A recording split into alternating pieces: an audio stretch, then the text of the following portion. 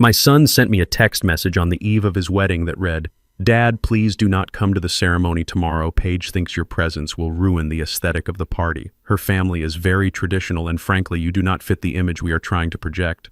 I will send you photos later, sorry." I read the message twice. I did not cry. I did not call him back to beg. I simply walked over to my laptop and logged into the mainframe of Blackwood Holdings. I saw a pending charge of $50,000 for imported white roses. I clicked one button. Decline. Then I clicked another. Freeze all assets. The next morning, they were not worrying about the aesthetic of their wedding photos. They were worrying about why security was escorting them out of their presidential suite. Before I tell you how I destroyed my son's fake empire in less than 24 hours, let me know where you are watching from in the comments below. Hit like and subscribe if you have ever been underestimated by your own flesh and blood. My name is Cyrus Blackwood, and at 67 years old, I have learned that silence is the loudest noise you can make. I stood in the middle of my living room in a townhouse that most people would call modest. The air smelled of starch and old lavender. On the ironing board lay my navy blue suit. It was 10 years old, but the wool was good, and I had polished the brass buttons until they shone like gold coins. I was ready. I was proud. Tomorrow was the day my only son, Trey, was marrying into the Huntington family. On the table next to the iron sat a leather-bound Bible that had belonged to my grandfather. Inside the pages of the Book of Proverbs, I had placed a cashier's check.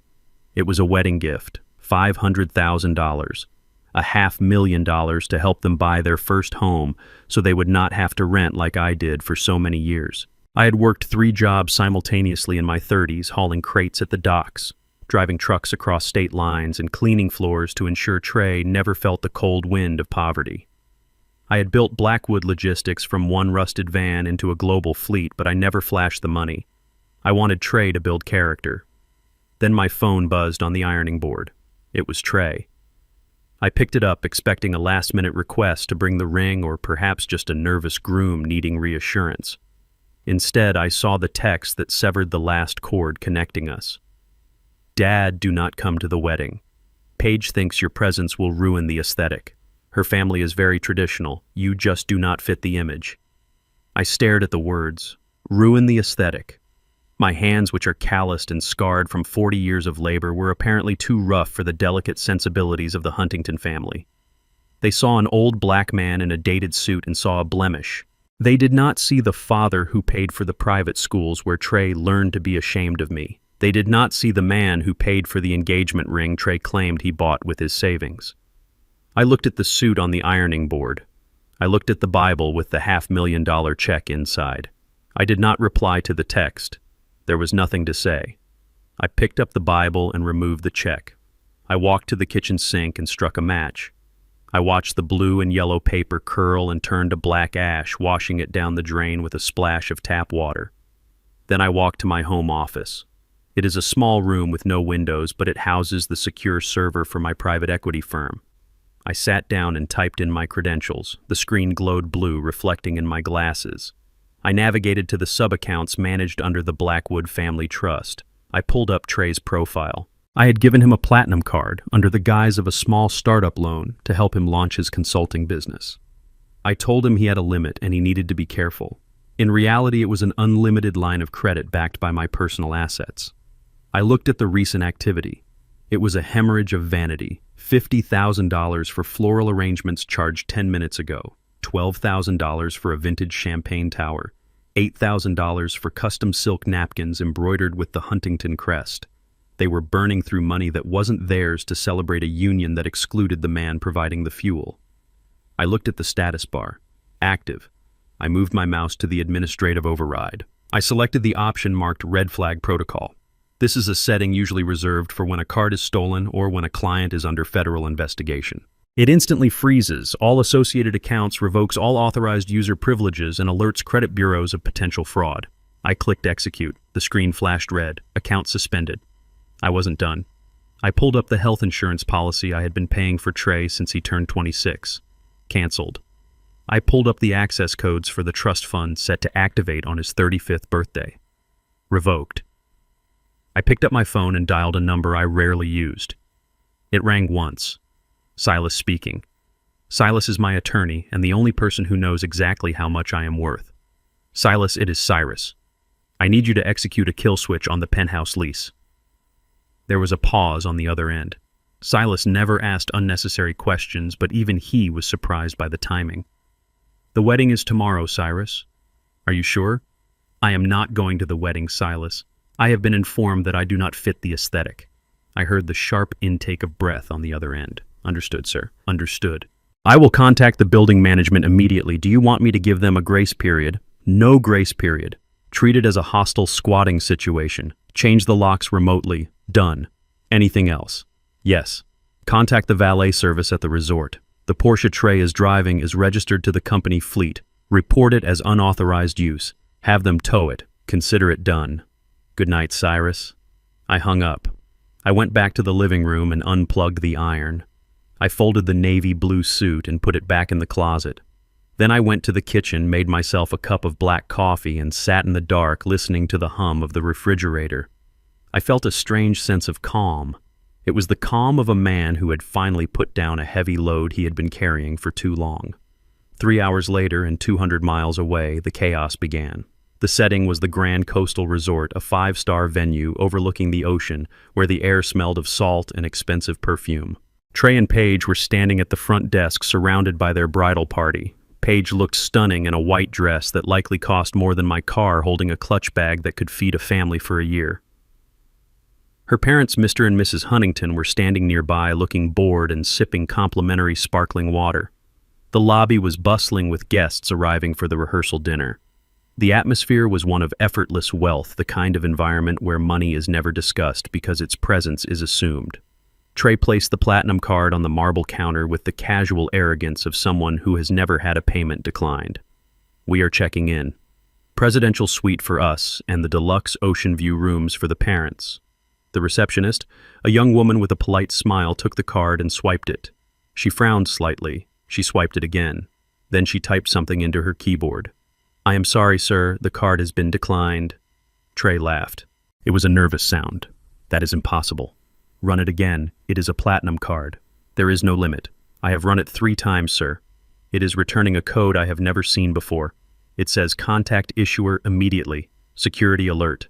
Paige stepped forward, her smile tight.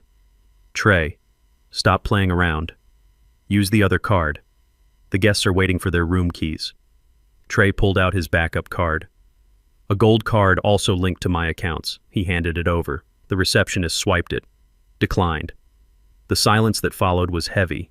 The guests behind them began to shuffle their feet. Mr. Huntington cleared his throat loudly. Is there a problem here, Trey? I thought you said everything was taken care of. It is taken care of. Trey was sweating now. His forehead was glistening under the lobby lights. It must be a bank error. Their system is probably down. Let me call them. He pulled out his phone and dialed the priority support number on the back of the card. He put it on speaker so Paige could hear that it was just a technical glitch. Welcome to Blackwood Financial Services. The automated voice was cheerful. We are unable to complete your call. The account number you are calling from has been flagged for suspicious activity and is currently locked. Goodbye. The line went dead. Paige turned to Trey, her eyes narrowing. What does that mean? What do you mean, locked? I do not know, babe. I swear. It is my dad's account. He must have messed something up. Let me call him. Trey dialed my number. I sat in my kitchen and watched my phone light up. Trey calling. I took a sip of my coffee. I let it ring. At the resort, Trey redialed and redialed. He is not picking up. The hotel manager stepped out from the back office. He was a tall man with a suit that cost more than Trey's entire wardrobe. He did not look amused. Mr. Blackwood, we have a significant outstanding balance for the floral delivery that just arrived. $50,000. The vendor is refusing to unload the truck until payment is confirmed. And since your payment method for the rooms has failed, we cannot issue any room keys. Paige's mother stepped in. Her voice was high and sharp. This is ridiculous. Do you know who we are? We are the Huntingtons. The manager looked at her with a flat expression. That is wonderful, madam, but unless the Huntingtons wish to provide a valid form of payment covering the $62,000 currently due for the rooms and the vendors, I will have to ask you to vacate the lobby. You are blocking the check-in line for paying guests. $62,000. Trey looked at Paige. Paige looked at her parents. Dad, can you... Trey started. Mr. Huntington took a step back. Me. You told us this wedding was your gift to Paige. You told us your trust fund covered everything. Are you telling me you do not have the money? I do. I mean, my dad does. It is just a glitch. Paige grabbed Trey's arm, her nails digging into his suit jacket. Fix this, Trey. Fix this right now. My friends are watching. This is humiliating. I cannot fix it if he does not answer the phone. Then pay with your own money. Transfer it from your savings. Trey looked at the floor. He did not have savings. He had an image I had paid for. The manager signaled to 2 security guards standing near the elevators. Gentlemen, if payment is not rendered in 2 minutes, I will have to ask you to escort this party off the premises. Trey tried one last time. He sent a text. Dad, pick up. Emergency. The card isn't working. We are at the hotel. Everyone is watching. Please. I saw the text come in. I deleted it. Back at the resort, the humiliation was absolute. The manager nodded to the security guards. Please remove their luggage from the bell cart. Wait, Paige screamed. You cannot do this. We are getting married tomorrow. Not here, you are not. Not unless you pay. One of the security guards reached for the handle of Paige's Louis Vuitton suitcase. She slapped his hand away. Do not touch my things. Ma'am, if you cause a scene, we will call the police. Mr. Huntington pulled out his wallet. His hands were shaking. He pulled out a credit card. Here, put the rooms on this. We will sort out the rest later. The receptionist took the card. She swiped it. She looked up, her face apologetic. I am sorry, Mr. Huntington.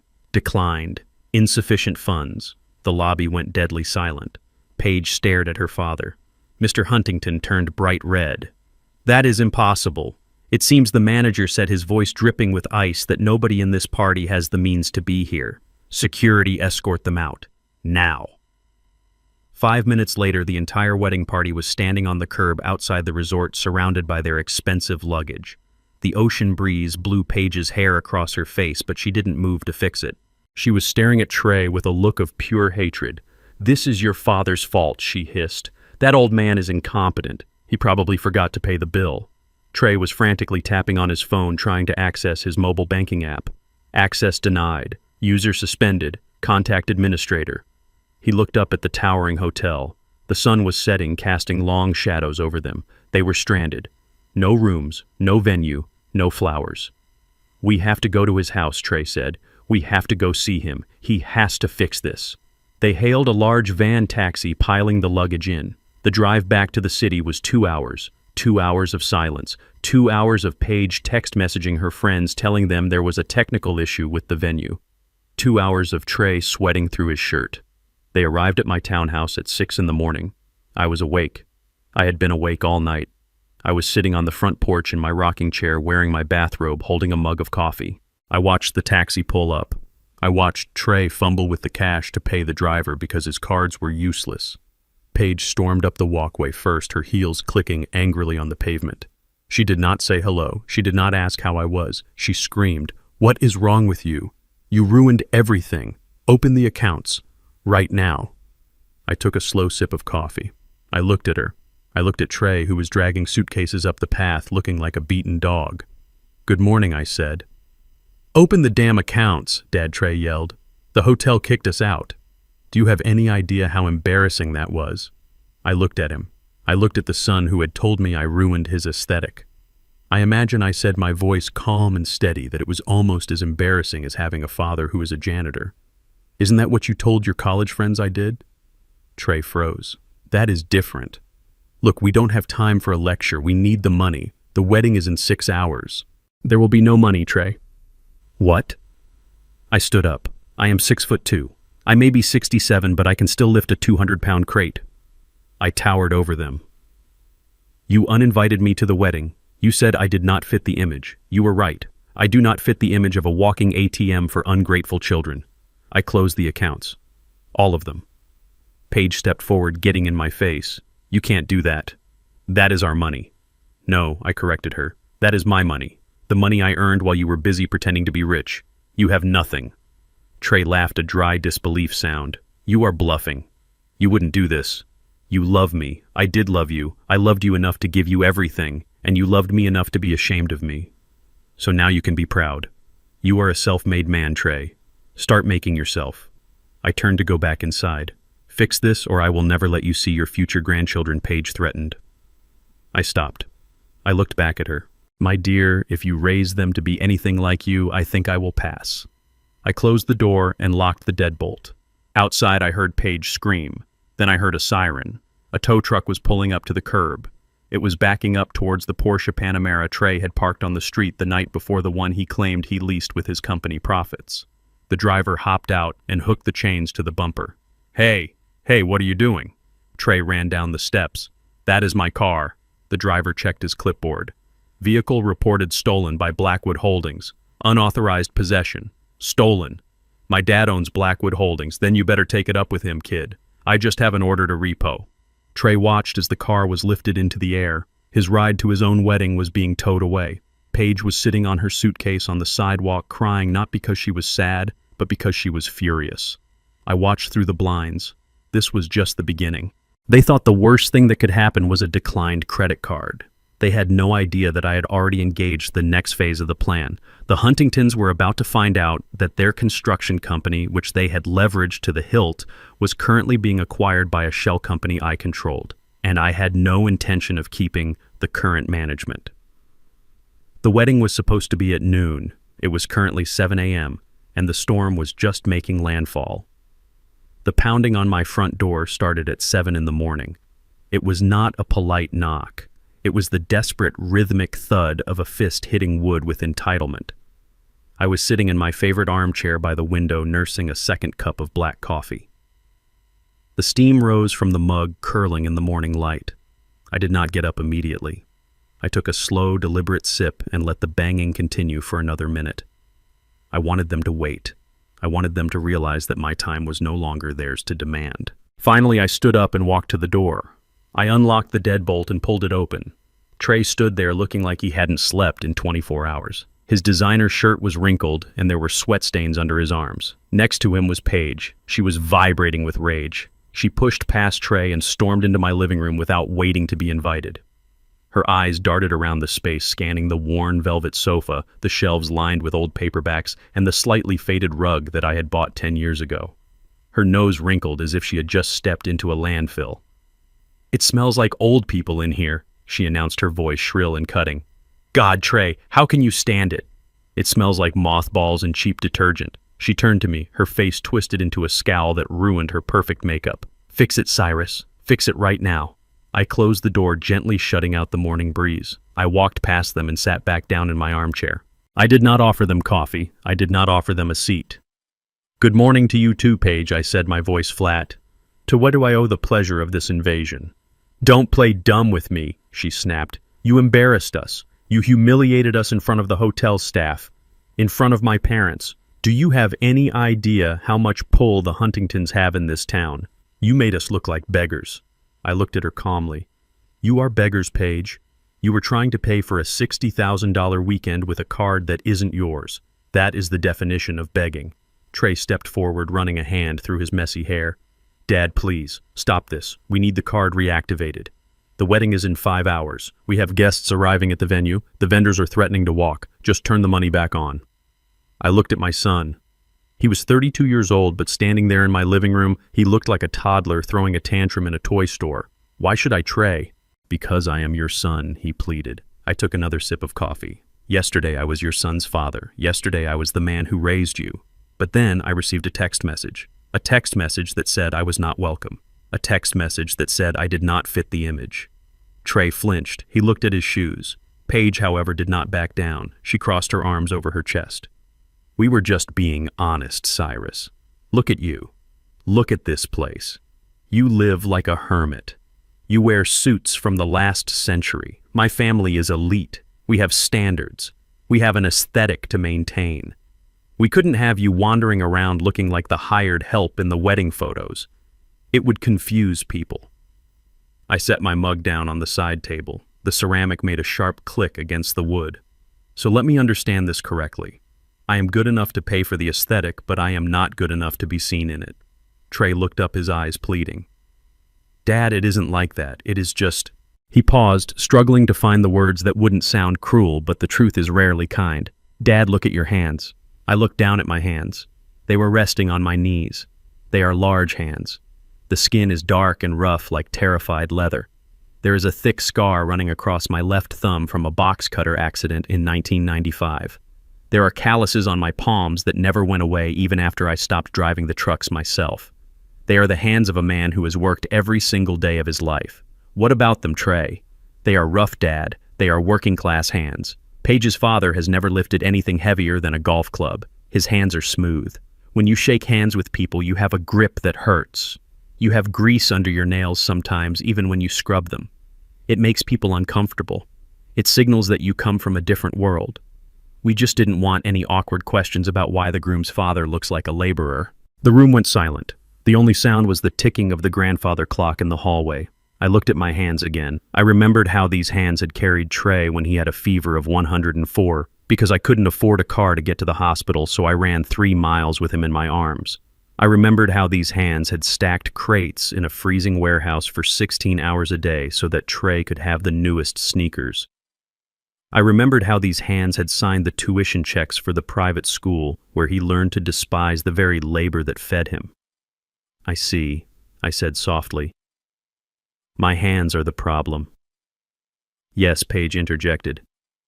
It is a visual thing, Cyrus. You wouldn't understand. You don't have taste. But we are willing to overlook your little tantrum if you just open the accounts now. We can still salvage the reception. I stood up slowly. The chair creaked. I walked over to the window and looked out at the street. Parked right in front of my driveway was the white Porsche Panamera. It was gleaming in the sun, a symbol of wealth that Trey had paraded around town for the last 6 months. He told everyone he leased it with his bonus check. In reality, I bought it through one of my shell companies and let him use it because I wanted him to be safe. I turned back to them. You are right, Trey. My hands are rough. They are the hands of a brawler, a builder. And you are right, Paige. I do not have taste. I prefer function over form. I pulled my phone out of my pocket. So I am going to make a functional decision. Since I am not part of the wedding, I am no longer part of the financing. And since my hands are too dirty to shake the hands of your guests, they are also too dirty to sign the checks that pay for your lifestyle. What are you doing? Trey asked, his voice rising in panic. I tapped the screen. I was calling the asset recovery team I had put on standby. I am cleaning up the aesthetic, I said. Outside, a loud beep cut through the morning air. It was followed by the heavy mechanical whine of a hydraulic lift. Trey spun around and ran to the window. No. He scrambled to the door, tearing it open. Paige followed him, her heels clacking on the hardwood. I walked slowly behind them, stepping out onto the porch. A massive flatbed tow truck had backed up to the Porsche. A large man in a neon vest was already hooking the chains to the front axle. The truck had the logo of Metro Recovery Services on the side, a subsidiary of a company I acquired 3 years ago. Hey, stop that, Trey screamed, running down the driveway. Get away from my car. That is my car. The driver didn't even look up. He yanked the chain tight and signaled to the operator in the cab. The winch groaned, and the front of the white Porsche lifted into the air. Sir, step back, the driver said, his voice bored. You can't take this, Trey yelled, grabbing the driver's arm. I have the lease. It is in my name. The driver shook him off effortlessly. No, it isn't, kid. This vehicle is registered to Blackwood Fleet Services. The owner reported it as unauthorized use due to suspected fraud. I have a repossession order right here. Fraud, Paige shrieked. She was standing on the lawn, her hands in her hair. We didn't commit fraud. That old man is lying. She pointed a manicured finger at me standing on the porch. Tell him, Cyrus. Tell him it is a mistake. I looked down at them from the high ground of my front steps. My rough, working-class hands were clasped behind my back. It is not a mistake, I said, my voice carrying clearly over the sound of the truck engine. The user agreement for that vehicle was contingent on the driver being a person of character. Since it has come to my attention that the driver is ashamed of the source of the vehicle, the contract is void. The car was fully on the flatbed now. The driver secured the wheels with straps. You are ruining everything, Paige screamed, running towards the truck as if she could physically hold it back. Do you know how much that car costs? We need it for the exit photos. We need it to drive to the venue. The driver ignored her. He climbed into the cab and revved the engine. Trey stood in the middle of the street looking defeated. He looked at the empty spot where his status symbol used to be. Then he looked at me. How are we supposed to get to the wedding, Dad? I shrugged. You have legs, Trey. Use them. Or maybe you can call Mr. Huntington. Surely a man of his elite status has a spare limousine lying around. The tow truck pulled away, carrying the Porsche down the street and around the corner. The silence that followed was broken only by Paige's sobbing. She wasn't crying because she was sad. She was crying because she was powerless, and for a woman like Paige, that was a fate worse than death.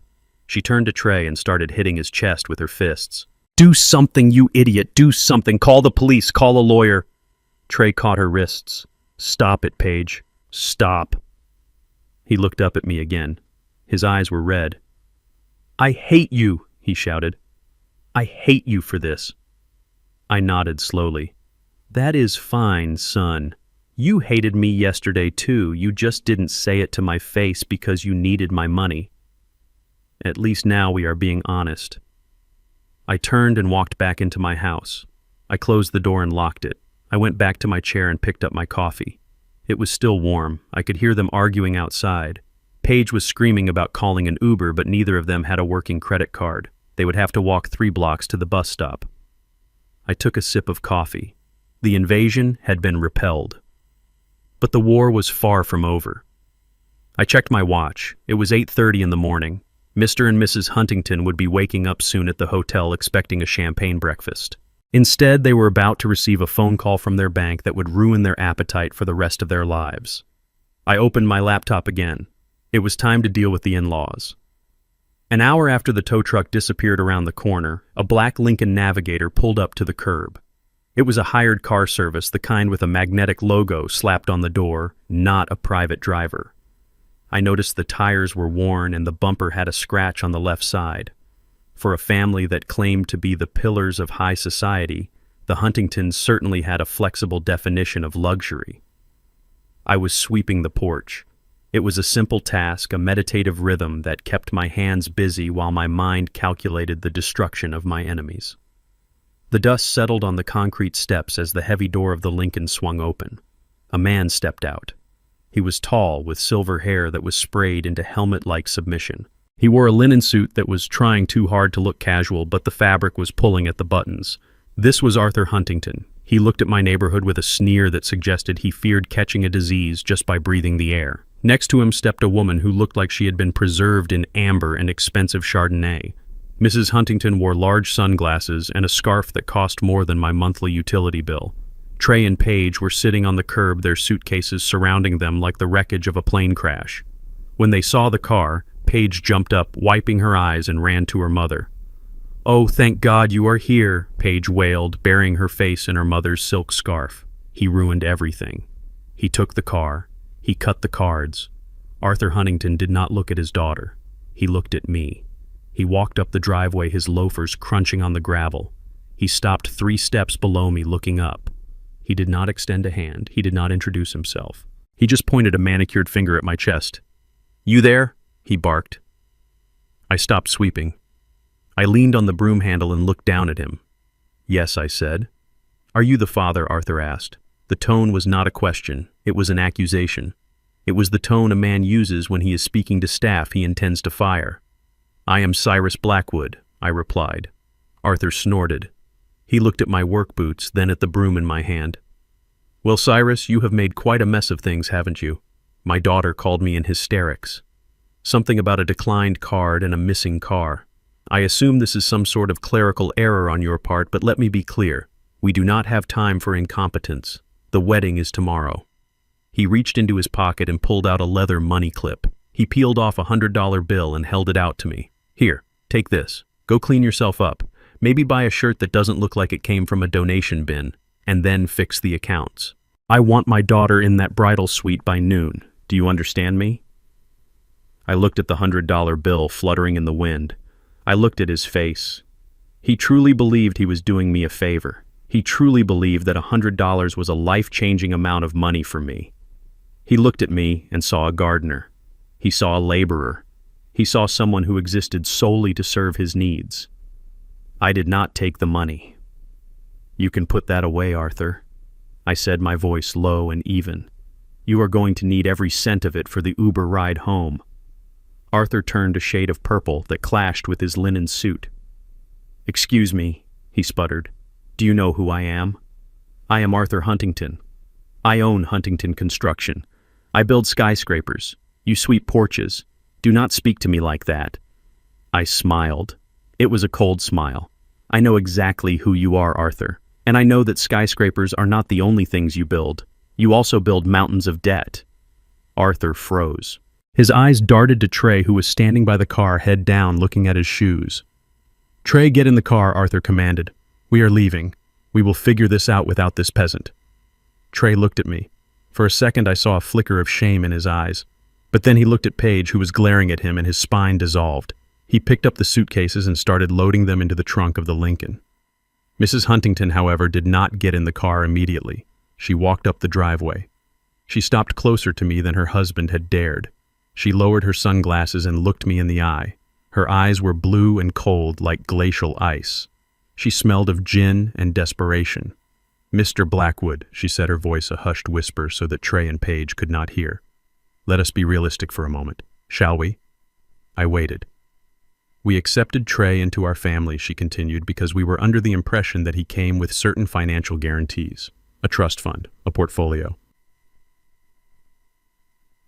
Security, she looked at my house again, her lip curling. We certainly did not accept him for his pedigree. Let us be honest. A boy like Trey does not marry a Huntington without bringing something substantial to the table. We overlooked his background. We overlooked his family. We overlooked you. We did this because we thought he could provide the lifestyle Paige deserves. She paused, letting the weight of her prejudice hang in the air between us. She didn't use the racial slur, but it was there hidden in the words background and family. It was woven into the way she looked at my skin and then at her own. If you do not turn the money back on Mr. Blackwood, she hissed, if you do not pay for this wedding and reinstate his access to the trust, the marriage is off. We will take Paige and we will leave. Do you want your son to be heartbroken? Do you want him to be humiliated? Do you want him to be dumped because his father was too cheap to secure his future? I looked at this woman. I saw the layers of makeup covering the wrinkles of worry. I saw the jewelry that was likely insured for more than its value. She was trying to sell me her daughter. She was negotiating a business transaction, not a marriage. And she was using my son's race and my perceived poverty as leverage. You are asking me to buy your daughter, I said quietly. I am asking you to pay the admission fee, she corrected, smooth as silk. If you want your bloodline mixed with ours, you have to pay the premium. Fix it, Cyrus. Or Trey comes home with us as a chauffeur, not a husband. She turned on her heel and walked back to the car. She climbed into the back seat next to Paige. Arthur got in the front. Trey squeezed in the back. The car was overloaded. The suspension groaned as it pulled away from the curb, leaving a cloud of exhaust in my face. I stood there for a long time, gripping the broom handle until my knuckles turned white. They thought they had backed me into a corner. They thought that by threatening to reject Trey, they could force my hand. They thought I was a desperate old man who needed their validation. They were wrong. I put the broom down. I walked into my house and went straight to my office. The air was cool and dark. I sat down at my desk and unlocked my secure phone. I dialed Silas. It was a Saturday, but Silas answered on the second ring. Status report, Cyrus. Silas, I need you to pull the file on Huntington Construction, the loan application they submitted last week. One moment, I heard the clicking of keys. Here it is. They applied for a bridge loan, $5 million. They are in a liquidity crisis, Cyrus. Their vendors have put a hold on materials. They have 3 projects stalled. They are bleeding cash. They need this loan to make payroll on Monday. If they do not get it, they are insolvent. I leaned back in my chair. I knew it. They were broke. That was why they were so desperate for the wedding to happen. They needed Trey's trust fund to plug the holes in their sinking ship. They weren't just marrying off their daughter, they were looking for a bailout. And they had the audacity to sneer at me while they begged for my money. Who is the lender on the application, Silas? It is a private equity firm out of Delaware, Vantage Capital. I allowed myself a small, dry smile. Vantage Capital was one of my holding companies. I owned it. I was the bank. Silas, I want you to approve the loan. Silence on the other line. Approve it, Cyrus. They are a terrible risk. Their credit is shot. I know. Approve it anyway. But I want you to add a rider to the contract. A specific clause. I want full personal collateral. You mean a personal guarantee? No, Silas, I mean everything. I want a lien on their primary residence. their vacation home in the Hamptons, their cars, their art collection, and a controlling interest in the company stock if they default on a single payment. That is aggressive, Cyrus. That is predatory. They are predators, Silas. I am just feeding them. They are desperate. They will sign anything to keep the lights on and the champagne flowing for one more week. Send the paperwork to Arthur Huntington's email immediately. Mark it urgent. Tell him the funds can be released within the hour if he signs digitally right now. Understood. Sending it now. I hung up the phone. I stared at the black screen. Mrs. Huntington had talked about admission fees. She had talked about paying premiums. She wanted to play the game of high finance and elite maneuvering. She had no idea she was playing against the house. By signing that loan, Arthur Huntington was handing me the keys to his entire life. He was going to use that money to pay for the wedding, to pay for the hotel, to prove that he was still a big shot. He was going to dig a hole so deep he would never climb out. And when the first payment came due in 30 days, I would be there. I stood up and walked to the kitchen. I poured the cold coffee down the sink and brewed a fresh pot. My son was gone. He had chosen his side. He was sitting in a crowded car with people who despised him, people who saw him as a ticket to survival, not a human being. He was willing to let them insult me, to let them demean his own heritage just to stay in their orbit. It broke my heart, but it also clarified my vision. The wedding was going to happen. I would make sure of it. Not because I supported it, but because it was the perfect stage for the final act. I needed to see it for myself. I needed to see them celebrating on my dime one last time before I pulled the rug out from under them. I went to my closet. I pushed aside the navy blue suit. In the back, covered in plastic, was a tuxedo I hadn't worn in years. I unzipped the bag.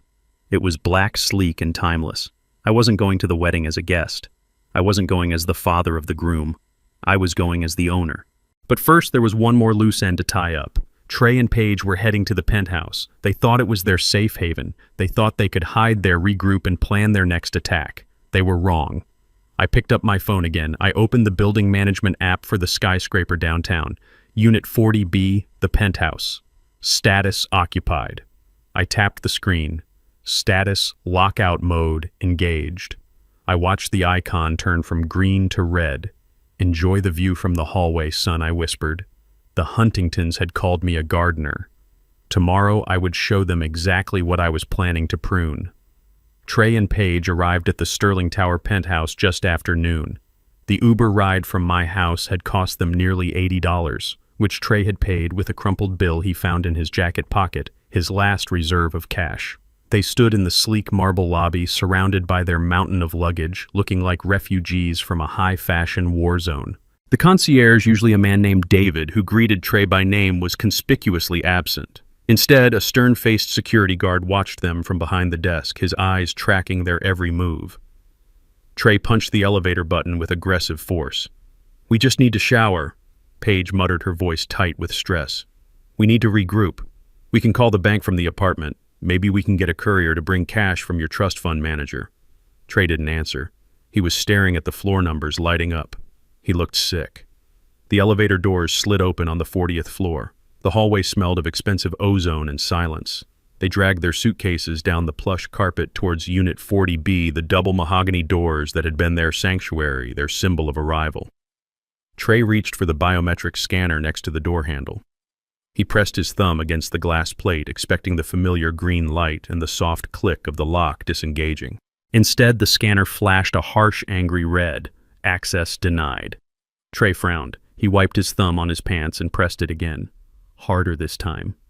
Access denied. User permissions revoked. "What is wrong now?" Paige snapped, dropping her makeup case with a thud. "Open the door, Trey.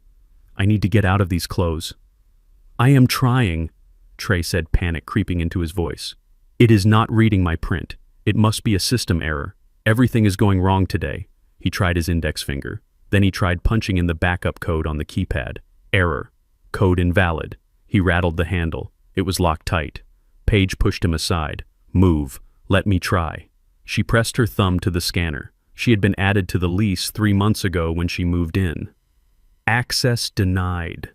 She stared at the little screen, her mouth opening in disbelief. "Did you forget to pay the rent too?" she hissed. "Is that it? Did you spend all our money on... What exactly, Trey? You don't do anything." I didn't forget, Trey stammered. The rent is auto-pay. It comes out of the... He stopped. It came out of the account I had frozen. Before he could finish the sentence, the elevator chimed behind them. They spun around, the doors opened, and 3 men stepped out. 2 were large security guards in tactical vests. The third was Mr. Henderson, the building manager, a man who usually treated Trey with the deferential politeness reserved for valuable tenants. Today, however, he looked like an executioner. He held a clipboard in one hand and a tablet in the other.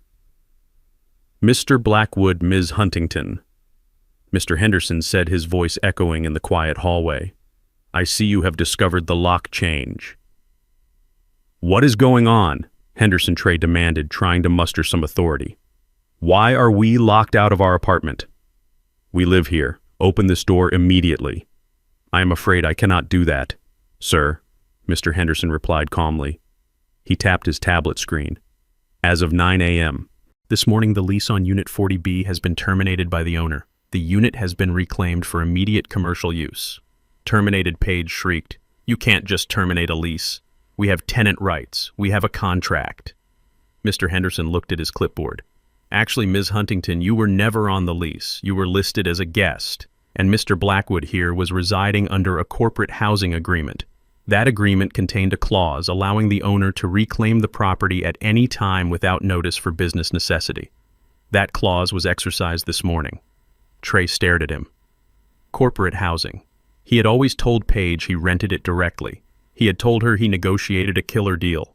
He didn't know the details because he never read the paperwork. "I handled the paperwork." "Who is the owner?" Trey asked, his voice trembling. "Who is doing this to us?" Mr. Henderson looked at him with a strange expression, a mix of pity and confusion. "The owner is Blackwood Holdings, sir, the parent company." Paige froze. She turned slowly to look at Trey. "Blackwood Holdings. Blackwood, that is your last name, Trey." Trey looked like he was about to vomit. I don't know what that means. It is just a coincidence. Blackwood is a common name." Mr. Henderson cleared his throat.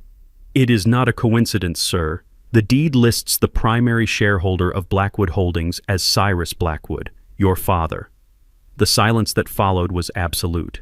Paige looked at Trey, then at the door, then back at Trey. Her eyes were wide, processing the information.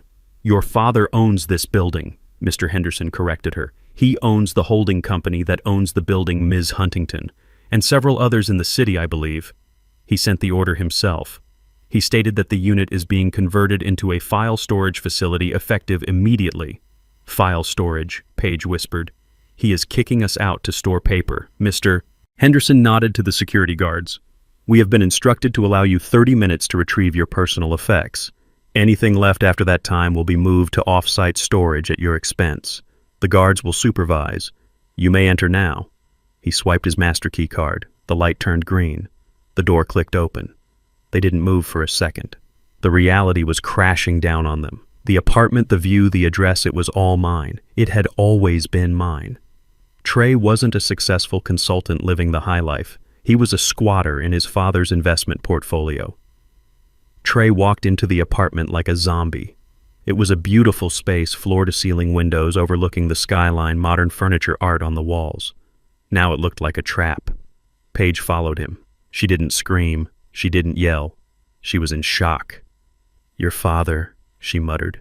"Your father who sweeps his own porch. Your father who wears work boots. He owns this." "I didn't know," Trey whispered. "I swear, Paige, he told me he just knew a guy. He told me he got a discount. I didn't know he owned the company." "You didn't know," Paige turned on him, her voice rising. "You didn't know your father was a multimillionaire. What kind of idiot doesn't know his own family has money? The kind whose father wanted him to build his own character," I thought from my office watching the security feed on my laptop. 30 minutes, Mr. Henderson announced from the doorway, checking his watch. "I suggest you hurry." The next half hour was a frantic, humiliating scramble. Under the watchful eyes of the guards, Trey and Paige threw clothes into suitcases. They grabbed jewelry, laptops, chargers. They didn't have time to pack properly. Silk dresses were jammed in with shoes. Suits were crumpled into balls. They left behind the furniture, the TV, the artwork. At 29 minutes, Mr. Henderson stepped in. "Time is up. Please vacate the premises." "But we aren't done," Paige protested, trying to zip a bursting suitcase. "I haven't got my shoes from the closet." "Time is up," Mr. Henderson repeated. The guards stepped forward. They didn't touch them, but their presence was enough. Trey grabbed Paige's arm. "Come on, Paige, let's go. We have to go." They dragged their bags out into the hallway. The door clicked shut behind them. The light turned red again. Locked out. Homeless. They took the elevator down to the lobby in silence. The other people in the elevator, sleek professionals heading to lunch, looked at their disheveled state and their mountain of luggage with disdain. They walked out onto the street. It was raining now, a light cold drizzle that soaked into their clothes. They stood under the awning of the building they used to live in. "Where do we go?" Trey asked. Paige looked at him. Her mascara was running, her perfect hair was frizzy. "We go to a hotel," she said. "A cheap one that takes cash. Because that is all we have, right?" They hailed another Uber. This time they couldn't afford the luxury SUV. They got a small dented sedan that smelled of stale cigarettes. They drove to a motel on the outskirts of the city near the airport. It was the kind of place with neon signs that flickered and carpets that hadn't been cleaned since the 90s. They checked into a room with 2 double beds and a view of the parking lot. Trey paid with the last of his cash. He had $12 left. They dragged the suitcases into the room. It was small and dingy. The harsh fluorescent light buzzed overhead. Paige sat on the edge of the bed. She looked around the room. Then she looked at Trey. She reached into her purse and pulled out the engagement ring. It was a 3-carat diamond. I had paid for it. Trey had told her he saved for 2 years. She looked at the ring, then at Trey. "You are a liar," she said quietly. "Paige, I didn't lie, You said your father was a nobody.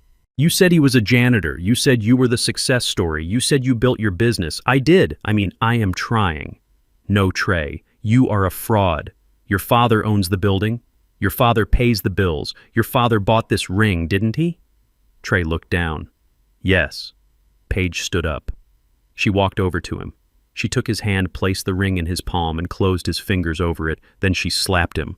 Hard.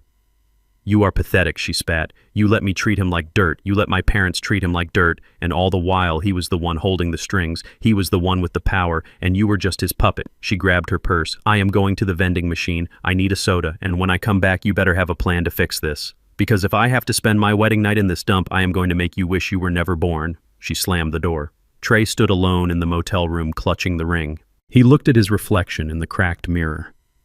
He saw a man who had lost everything because he was ashamed of the one person who gave him everything. He sat down on the lumpy bed and put his head in his hands.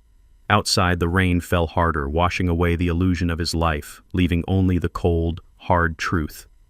And the truth was, he was broke, homeless, and alone. But the worst was yet to come, because tomorrow was the wedding, and his father had just bought the venue.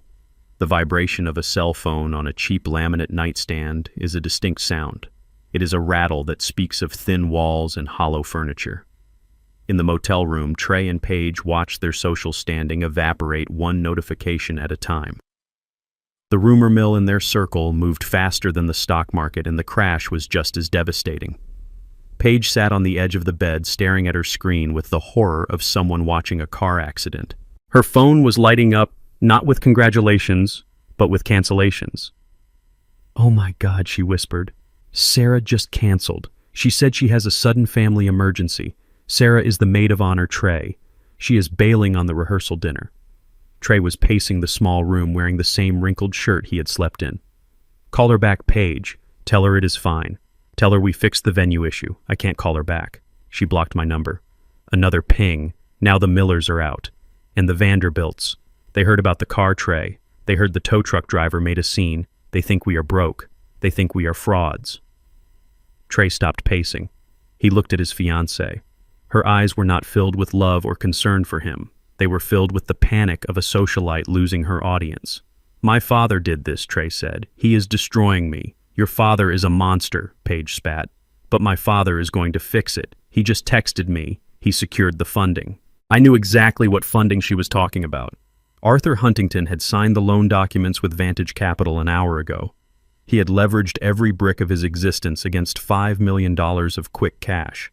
He thought he had outsmarted the system. He thought he had found a lifeline. He didn't know he had just signed a deal with the devil, and the devil was his son-in-law's father. Arthur Huntington did not waste time. Flush with my money, he immediately went into damage control mode. He called Trey. I have the audio log because Trey's phone is on a family plan that I pay for and monitor for security purposes. Listen to me, you incompetent boy, Arthur screamed through the receiver. You have embarrassed my daughter. You have embarrassed my name. People are talking Trey. They are saying the Blackwoods are insolvent. They are saying you are nothing but a diversity hire in your own father's company. I am not insolvent, Trey stammered. My dad just... I do not care about your dad, Arthur interrupted. Your dad is a senile gardener who forgot his place, but I have fixed it. I have booked the private room at Le Chateau for the rehearsal dinner tonight. It is the most expensive restaurant in the city. We are going to show these people that the Huntington-Blackwood alliance is drowning in money. We are going to order the vintage wine. We are going to order the caviar. You are going to put on a clean suit, shave that pathetic look off your face, and act like you own the place. Do you understand? Yes, sir, Trey whispered. And Trey Arthur added, his voice dropping to a menacing growl.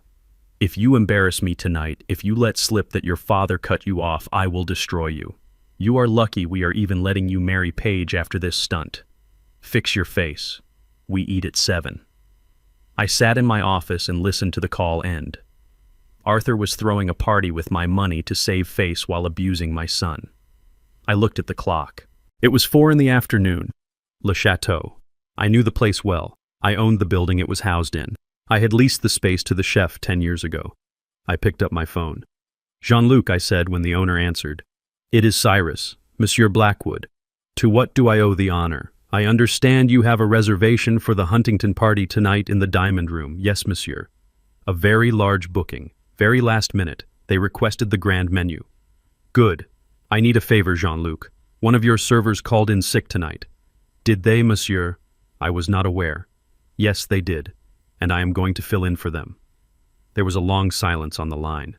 Monsieur Blackwood, you want to wait tables. I want to ensure the quality of service for my family, Jean-Luc. I will be there at 6. Have a uniform ready. And Jean-Luc, no one knows who I am. To the staff and the guests, I am just the help. Do we understand each other?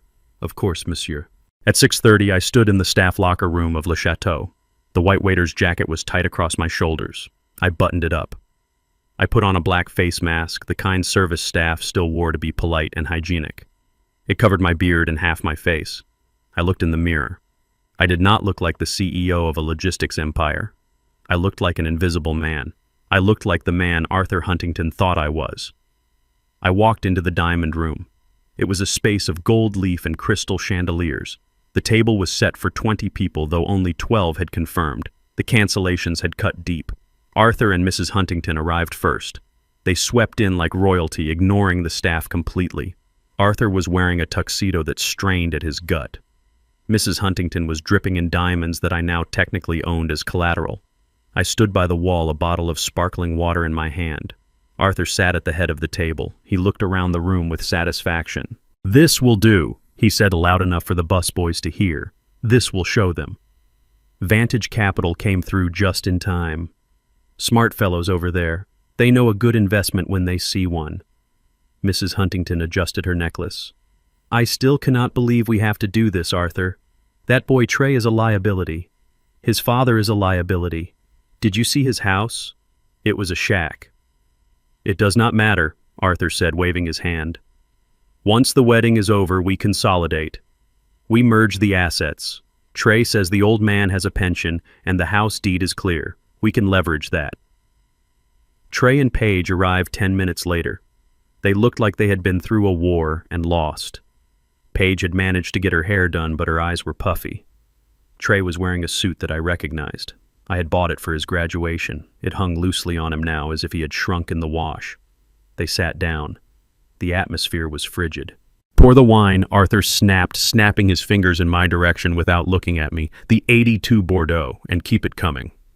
I stepped forward. I held the bottle with a towel. My hand was steady. I poured a small amount into Arthur's glass for him to taste. He didn't even taste it. He just waved his hand. Fill it up. We need to drink to forget this morning. I moved around the table, filling glasses. I reached Trey. He didn't look up. He was staring at the tablecloth. I poured his wine. I was inches from him. My own son. He didn't recognize my hands. He didn't recognize my scent. To him, I was just part of the furniture. Arthur stood up to make a toast. The few guests who had shown up, mostly business partners he owed money to, raise their glasses. To family, Arthur boomed. To resilience. We Huntingtons do not break. We expand. And tomorrow we welcome a new member to the fold. He looked at Trey with a smile that was all teeth. Trey, stand up. Trey stood up slowly. This boy, Arthur continued, has had a rough start. He comes from humble beginnings. Very humble. But we are generous people. We are giving him a chance to elevate himself, to wash off the dirt of his upbringing. Mrs. Huntington tittered into her glass. Wash it off? Indeed, she whispered to the woman next to her. You know what they say. You can take the boy out of the hood, but you cannot take the hood out of the boy. We are going to have to work very hard to civilize him. I stood behind Mrs. Huntington holding a bottle of water. I heard every word. The woman next to her laughed. Is he bringing anything to the marriage, or is he just a charity case? Arthur heard the question. He leaned in conspiratorially. He is the entry point, Arthur said, lowering his voice. Look, the kid is soft. He is weak. He does whatever Paige tells him. That is why we picked him. He is a useful idiot. He took a large gulp of wine. Once we get access to the Blackwood accounts and Trey assures me there are hidden assets we haven't seen yet, we take control. We put the assets in Paige's name for tax purposes, obviously. And then, well, Trey can stay or go. He is a guard dog, Mrs. Huntington added, slicing her steak viciously. A little dark mongrel we keep around to fetch things. Once we have the deed to the old man's house and whatever retirement funds he has squirreled away, Trey becomes redundant. Paige can do better. She just needs the capital first. Paige was sitting right there. She heard her parents calling her future husband a mongrel, a useful idiot. She didn't defend him. She took a sip of her wine and sighed. I just want this over with, Paige said. I want the money secured. I am tired of living in uncertainty. If Trey cannot deliver, I do not know why I am bothering. Trey looked at her. Paige, he whispered. How can you let them talk about me like that? About my dad? Oh, stop being so sensitive, Trey Paige snapped. They are just being realistic. Your dad humiliated us. He deserves whatever is coming to him. And you need to toughen up. If you want to be a Huntington, you need to stop acting like a Blackwood. Arthur laughed. Exactly. A Blackwood. What is a Blackwood anyway? It sounds like firewood. Something you burn to keep the real people warm.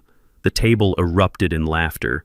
Rich, mocking laughter paid for by my loan enjoyed in my building, fueled by my wine.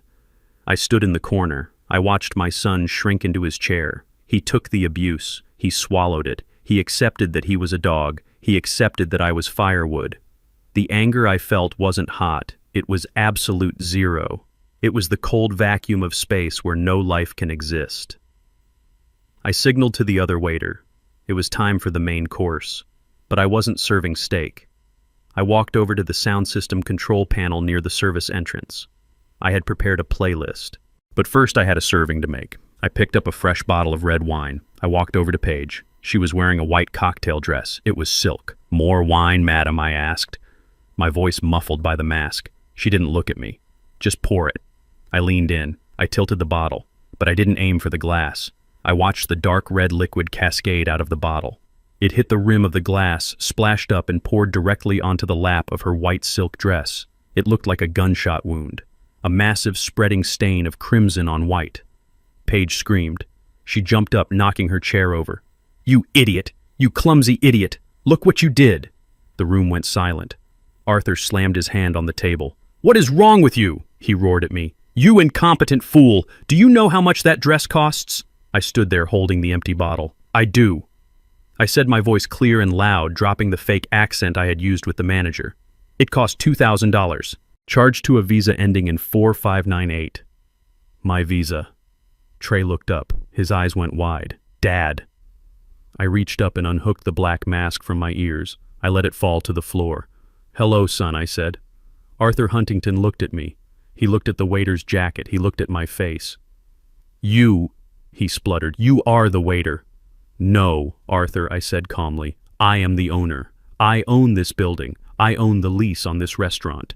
And as of this morning, I own the debt that paid for your dinner. I looked at Paige, who was dabbing frantically at her dress with a napkin. It seems I finally fit the aesthetic, Paige. I am the help. Isn't that what you wanted? I turned to the room. But the service is over. Get out. The stain on Paige's dress was a perfect violent Rorschach test. To her it looked like a ruined wedding. To me it looked like justice. The wine had soaked instantly into the silk, turning the pristine white fabric into a dripping mess of crimson. She stared at the stain for a heartbeat, paralyzed by the sheer audacity of the accident. Then her head snapped up. Her eyes found mine above the black mask. They were wide with a fury that transcended social graces. "You clumsy idiot!" she shrieked. Her hand moved faster than thought. A sharp, stinging slap connected with my cheek. It was loud enough to silence the entire room. "Do you have any idea who I am?" she screamed, her voice cracking. "Do you know how much this dress costs? You are useless. Absolutely useless. My God, why do they even hire people like you? Are you blind or just stupid?" I did not flinch. I did not apologize. I stood there holding the empty bottle like a weapon. The slap burned, but it was a purifying fire. It burned away the last remnants of my hesitation. Paige was not finished. She grabbed a napkin and dabbed frantically at the wine, only making it worse. "Get him out of here!" she yelled at the room at large. "Someone fire him. Someone call the manager. I want him gone. I want him on the street." Arthur Huntington stood up, his face a mask of purple rage. "You heard her?" he roared. "Get out. You are a disgrace." I looked at Arthur. I looked at Paige. I looked at Trey, who was cowering in his seat, unable to look at the waiter his fiancée had just assaulted. I slowly reached up to my ear. I unhooked the elastic loop of the black mask. I let it fall from my face, drifting to the floor like a dead leaf. The silence that followed was different. It wasn't the silence of shock. It was the silence of recognition. Trey's head snapped up. He squinted as if he couldn't trust his own eyes. "Dad?" he whispered. Paige froze mid-dab. She looked at my face. She looked at the waiter's uniform. "Cyrus," she breathed. I dropped the wine bottle onto the table. It landed with a heavy thud, knocking over a crystal water glass. "Hello, Paige," I said, my voice calm but carrying to every corner of the room. "I apologize for the spill. I am out of practice. I haven't served wine since I worked as a busboy in 1982 to pay for my first truck." Arthur Huntington looked like he was having a stroke. "You," he sputtered, "you are the waiter." "No, Arthur," I corrected him. "I am the man who paid for the wine. I am the man who owns the building you are standing in. And I am the man who just watched his son sit in silence while his future wife slapped his father." Trey stood up shaking. "Dad, what are you doing here? Why are you dressed like that?" "I am dressed like this, Trey, because this is how you see me. This is how you all see me. The help, the background noise, the wallet with no face." I walked over to the small stage where a jazz trio had been playing softly in the corner.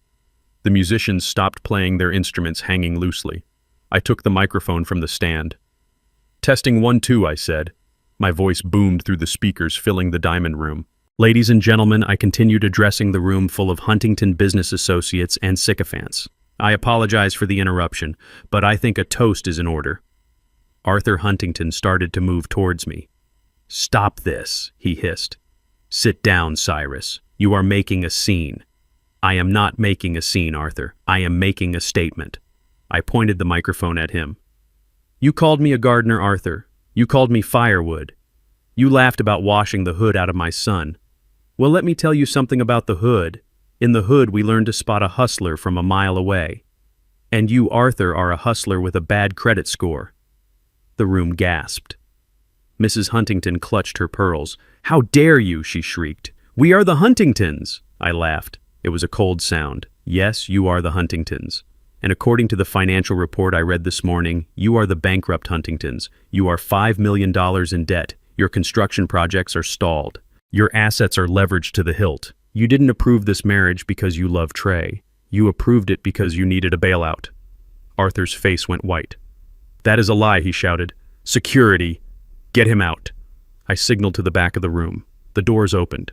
But it wasn't hotel security. It was my personal security detail led by a man named Marcus who used to be a linebacker. They stepped into the room, crossing their arms. They weren't here for me. They were here for Arthur. "I am not done," I said into the microphone. I pulled a small remote from my pocket. I pointed it at the large projection screen behind the stage, the one that was supposed to be showing a slideshow of Trey and Paige's happy moments. Instead, the screen flickered to life with a grainy video. It was footage from inside the Huntington residence recorded 2 weeks ago. I had hired a private investigator who installed a camera in their living room disguised as a smoke detector. It is amazing what people will say when they think they are alone in their castle. The video showed Arthur and Mrs. Huntington sitting on their plush sofa, drinking martinis. "We just have to hold on until the wedding," Arthur said on the screen.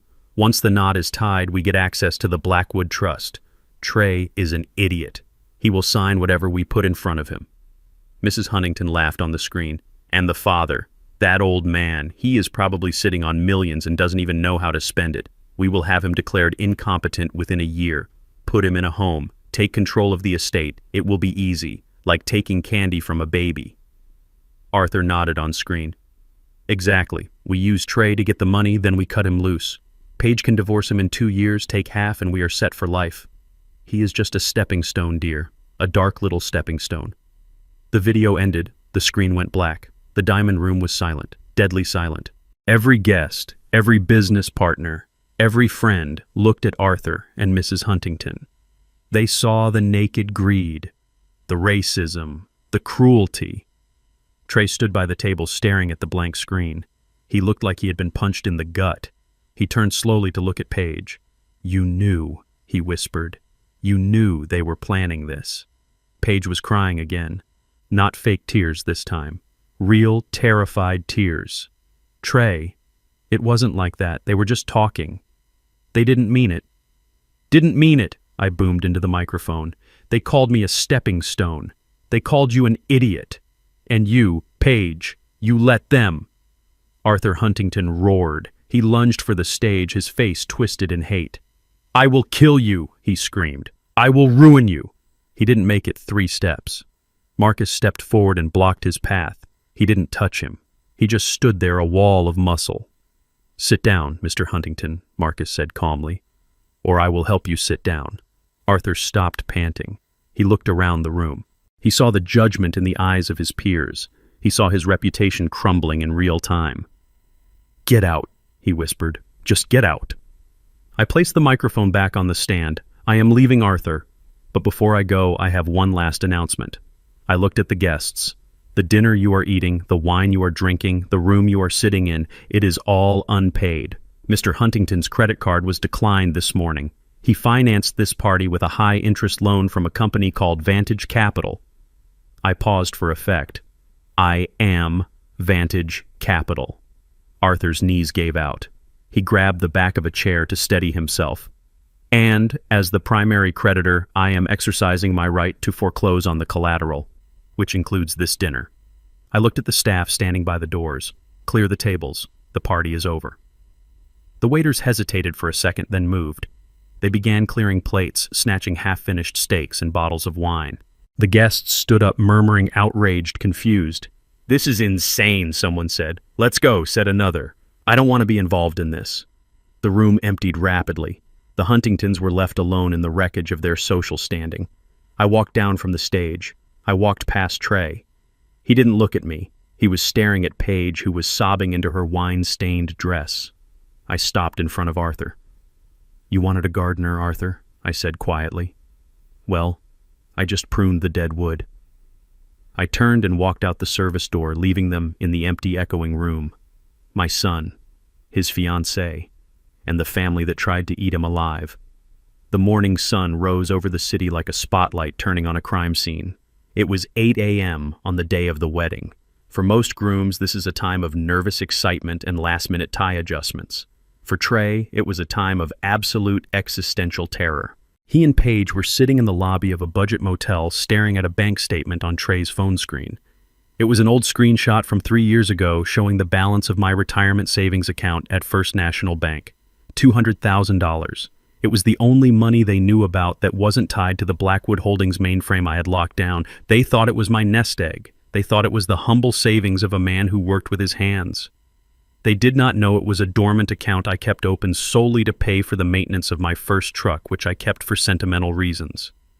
Paige looked at the number, and her eyes gleamed with a predatory light. We get this money, she whispered. We get this money and we pay the hotel. We pay the vendors. We get back into the suite before the guests arrive at noon. We tell them it was a banking error.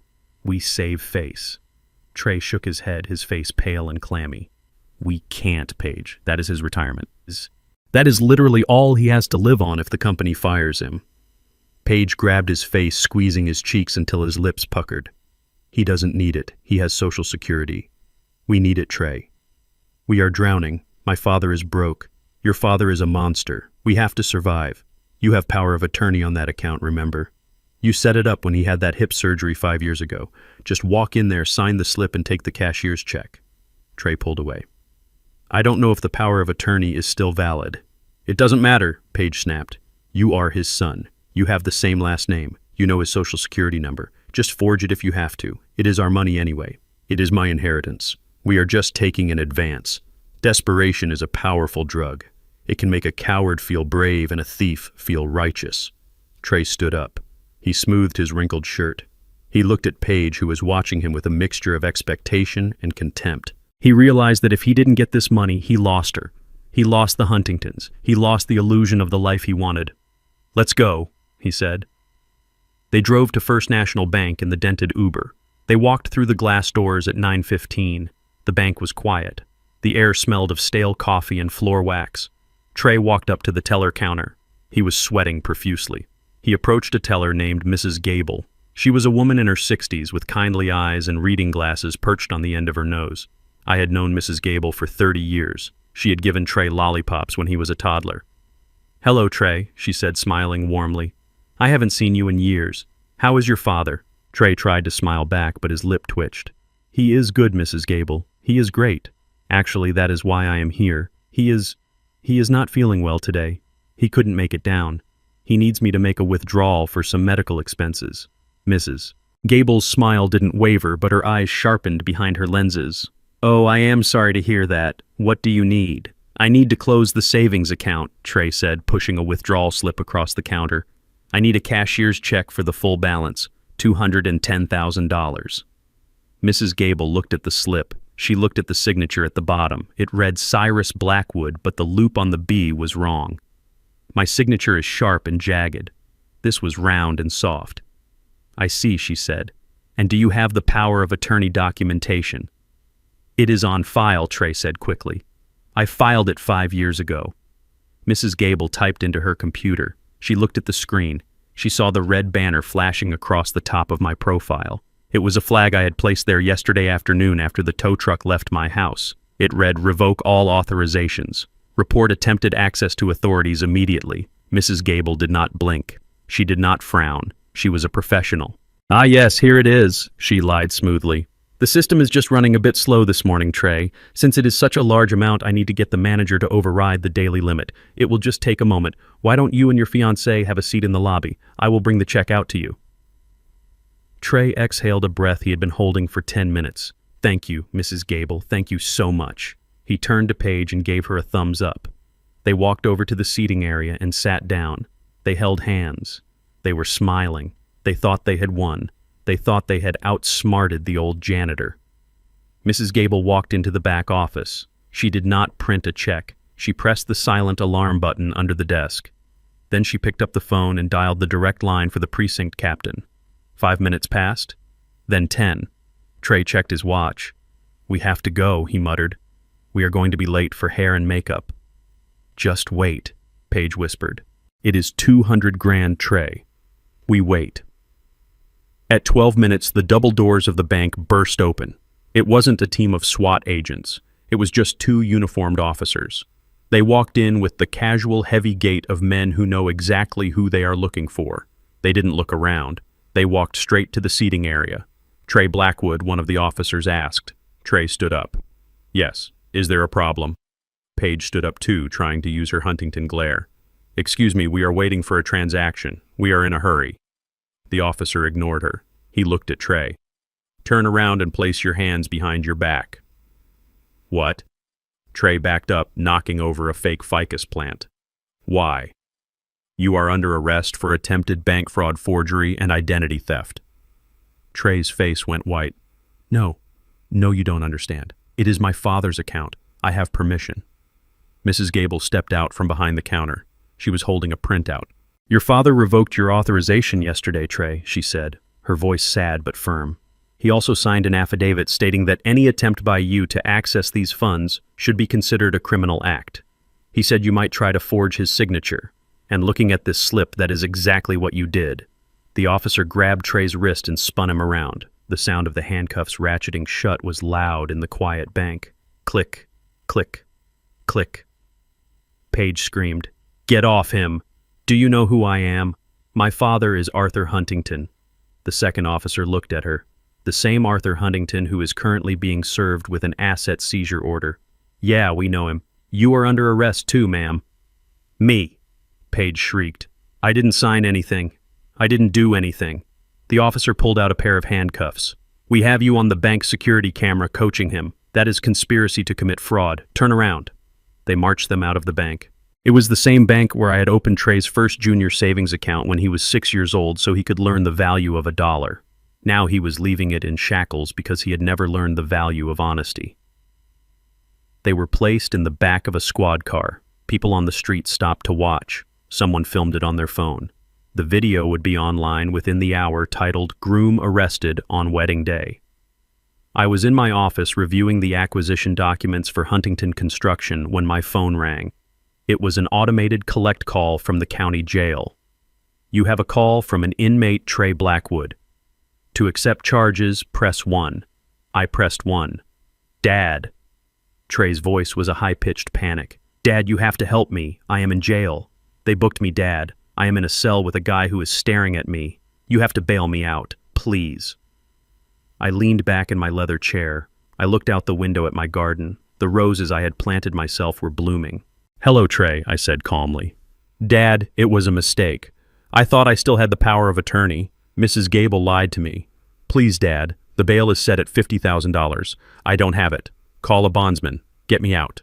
The wedding is in 2 hours. The wedding," I repeated. "You are still worried about the wedding." Yes, Paige is freaking out. She is in the women's holding cell screaming. "Dad, please. I am your son." I closed the file on my desk. "You are my son, Trey. That is true. But yesterday you told me I ruined the aesthetic of your life. You told me I didn't fit the image. Dad, I didn't mean it. You did mean it. And you know what, Trey? I think you were right. I don't fit the image of your high society life. And do you know what else doesn't fit that image? A father who bails out a thief. Dad, please. I am busy, Trey. I am currently auditing the financial records of a construction company I just acquired. It seems the previous owners were very careless with their accounting. I don't have time to come down there. You bought Huntington Construction, Trey whispered. I did. And I am going to clean house, starting with the management. Dad, you can't leave me here. It is cold. It smells. I looked at the clock. I suggest you get comfortable, son. Use the time to reflect. Think about the aesthetic of a prison cell. It is very minimalist, very modern. I think you will find it builds character. But the wedding is canceled, Trey. The groom is indisposed, and the bride is an accomplice. I hung up the phone. I sat there for a moment listening to the silence of my house. It was a heavy silence, but it was clean. It was the silence of a man who had finally stopped enabling the people who were killing him. I stood up and walked to the kitchen. I made a sandwich. I ate it standing up. Then I went upstairs to change. I put on the black tuxedo again. I wasn't going to bail him out, but I was going to the wedding venue. Because even though there was no groom and no bride, there was still a party scheduled at the Huntington Estate, or what used to be the Huntington Estate. Paige had insisted on having the ceremony at her family's ancestral home, a plantation-style mansion on the edge of town. She didn't know that her father had leveraged the deed to that house in the loan agreement he signed yesterday. And since he had defaulted on the immediate repayment clause I triggered when he was arrested for fraud regarding the credit cards, the house now belonged to Blackwood Holdings. I checked my tie in the mirror. I looked like a man who owned the place. Because I did. I dropped the charges at 8 in the morning. It was not an act of mercy. It was a strategic necessity.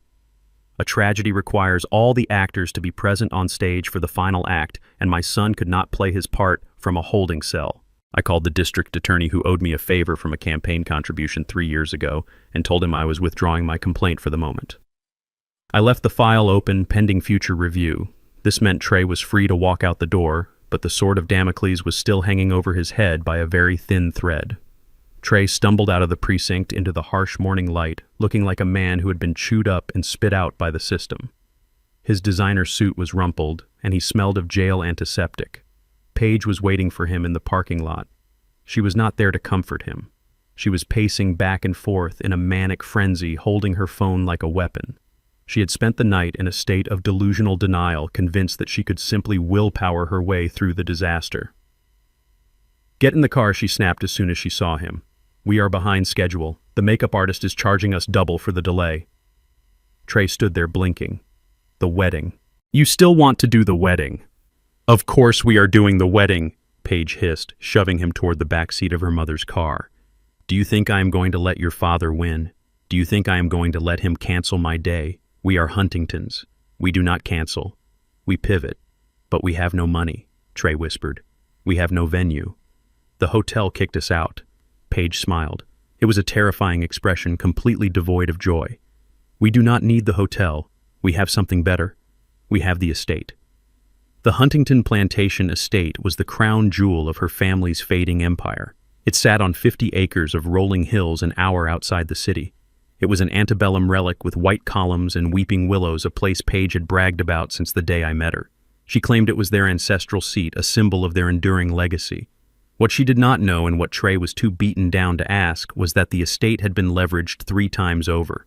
Arthur Huntington had mortgaged the history right out of the walls, and when he defaulted on the emergency loan I had approved 24 hours ago, the collateral clause kicked in instantly. The deed had transferred digitally at midnight. But Paige did not know this. She was operating on the fumes of her own arrogance. She believed that the iron gates of her family home would always open for her. She believed that land ownership was in her blood, not in a bank ledger. "Drive," she ordered her mother. "We are going to the country. We are going to get married on the front lawn, just like my grandmother did. It will be vintage. It will be authentic. It will be a statement." It certainly would be a statement, just not the one she intended. I watched them leave via the traffic camera feed I had access to. Then I put on my sunglasses. I walked out to my own car, a black SUV with tinted windows. I had a 45-minute head start. I needed to be there to welcome them home. The drive to the estate was beautiful. The sun was shining through the trees, casting dappled shadows on the road. It was a perfect day for a wedding. It was also a perfect day for an eviction. I arrived at the main gate at 10. The property was impressive, I had to admit. It spoke of a time when men like Arthur Huntington ruled the world simply by being born. But times had changed. Now men like me ruled the world because we worked while they slept. My security team was already there. They had secured the perimeter. They had replaced the old padlock with a heavy-duty industrial chain. They had covered the old brass sign that read Huntington Manor with a temporary banner made of thick vinyl. I drove through the service entrance and parked behind the main house. I walked up the back stairs to the second-floor balcony that overlooked the long driveway and the sprawling front lawn. I poured myself a glass of iced tea. I stood by the railing, and I waited. The wedding convoy arrived at 11:30. It was a sad procession. A few cars of confused guests who had been text messaged the change of location at the last minute, followed by the Lincoln Navigator carrying the bride and groom. They drove up the long access road, dust kicking up behind them. They approached the main gate, expecting it to swing open as it always had. Instead, they saw the chain. The lead car stopped, then the Lincoln stopped. I watched from the balcony as Arthur Huntington jumped out of the passenger seat. He looked frantic. He ran up to the gate, shaking the iron bars. "What is this?" he screamed. "Who locked this? Open this gate!" Paige got out of the car. She was wearing her wedding dress. The hem was dragging in the dirt. She looked at the gate, then she looked at the sign covering the family crest. She read it out loud. Her voice carried on the wind. "Property of Blackwood Holdings. No trespassing. Violators will be prosecuted." She stepped back as if the sign had burned her. "Blackwood Holdings," she whispered. Trey got out of the car slowly. He stood beside her looking at the sign. He didn't look surprised. He just looked tired. "He owns it," Trey said. "He owns everything, Paige. I told you." Arthur was trying to climb the gate, his expensive loafers slipping on the iron. This is illegal, he roared, his face turning purple. This is my house. This is my land. My grandfather built this. You cannot just lock me out of my own inheritance. I decided it was time to make my presence known. I picked up the microphone connected to the PA system that Arthur had installed years ago to make announcements at his garden parties. I flipped the switch. A sharp feedback whine cut through the air, silencing the birds and the screaming man at the gate. "Good morning, Arthur," my voice boomed across the lawn, echoing off the trees. They all looked up. They saw me standing on the balcony of their ancestral home, looking down at them like a lord surveying his peasants. I was wearing my tuxedo. I held my glass of tea. Cyrus Arthur screamed, pointing a shaking finger at me. "Get off my balcony! Get out of my house! I will call the police! I will have you arrested for trespassing!" I leaned into the microphone. "You can call the police, Arthur. In fact, I encourage it. But I think you will find the conversation very short. You see, you are the one trespassing." I gestured to the sign on the gate. "You signed the loan agreement, Arthur. You put this house up as collateral. You defaulted at 8 a.m. this morning when the fraud investigation froze your assets. The title transfer was automatic. It is in the fine print. Clause 17, Section B. I assume you read it before you took my $5 million. Arthur fell to his knees in the dirt. He gripped the bars of the gate. "No. No, you tricked me. You predatory animal, this is my legacy. This is the Huntington seat. You cannot take my history." I took a sip of tea. "Your history is full of unpaid bills and arrogance, Arthur. And frankly, I am not interested in your history. I am interested in the real estate." Paige ran to the gate. She grabbed the bars, her knuckles white. "Cyrus, please. It is my wedding day. I have guests. I have a dress. Just let us in for the afternoon. Let us have the ceremony. We can talk about business later. Please. Do not ruin this for me." I looked down at her. She looked small from up here. "I am not ruining anything, Paige. I am saving you from a terrible mistake. You wanted a wedding at a plantation. You wanted to celebrate your heritage. Well, I am giving you a history lesson." I paused, letting the words sink in. "Do you know what I am going to do with this house, Paige?" She shook her head, tears streaming down her face. "I am going to gut it. I am going to strip the wallpaper and sell the antiques. And then I'm going to turn it into a corporate retreat. But not just any retreat." I smiled. "This is going to be the exclusive vacation center for the employees of Blackwood Logistics. Specifically for my warehouse workers and my drivers, the men and women who work with their hands, the people you think ruin your aesthetic. They are going to swim in your pool. They are going to sleep in your bedrooms. They are going to have barbecues on this lawn." Arthur let out a sound that was half scream, half sob. "You wouldn't dare. You cannot put those people in my house." "Those people," I replied, my voice hardening, "are the reason I have the money to buy your house, Arthur. They built my empire. You inherited yours and lost it." I signaled to the security team stationed inside the gate. "Gentlemen, clear the driveway. The former owners are blocking the entrance." 2 guards stepped forward. They didn't open the gate. They simply stood there, arms crossed, staring at the Huntingtons. Trey walked up to the gate. He put his hand on the cold iron. He looked up at me. "Dad," he said. His voice was not amplified, but in the silence of the countryside I heard him clearly. "Dad, I am sorry." I looked at him. I looked at the son who had stood by while his fiancée called me dirty. "It is too late for sorry, Trey. You made your choice. You chose the image over the man. Now you have neither." I turned off the microphone. I turned my back on them and walked back into the house. Behind me I heard the sound of Arthur wailing.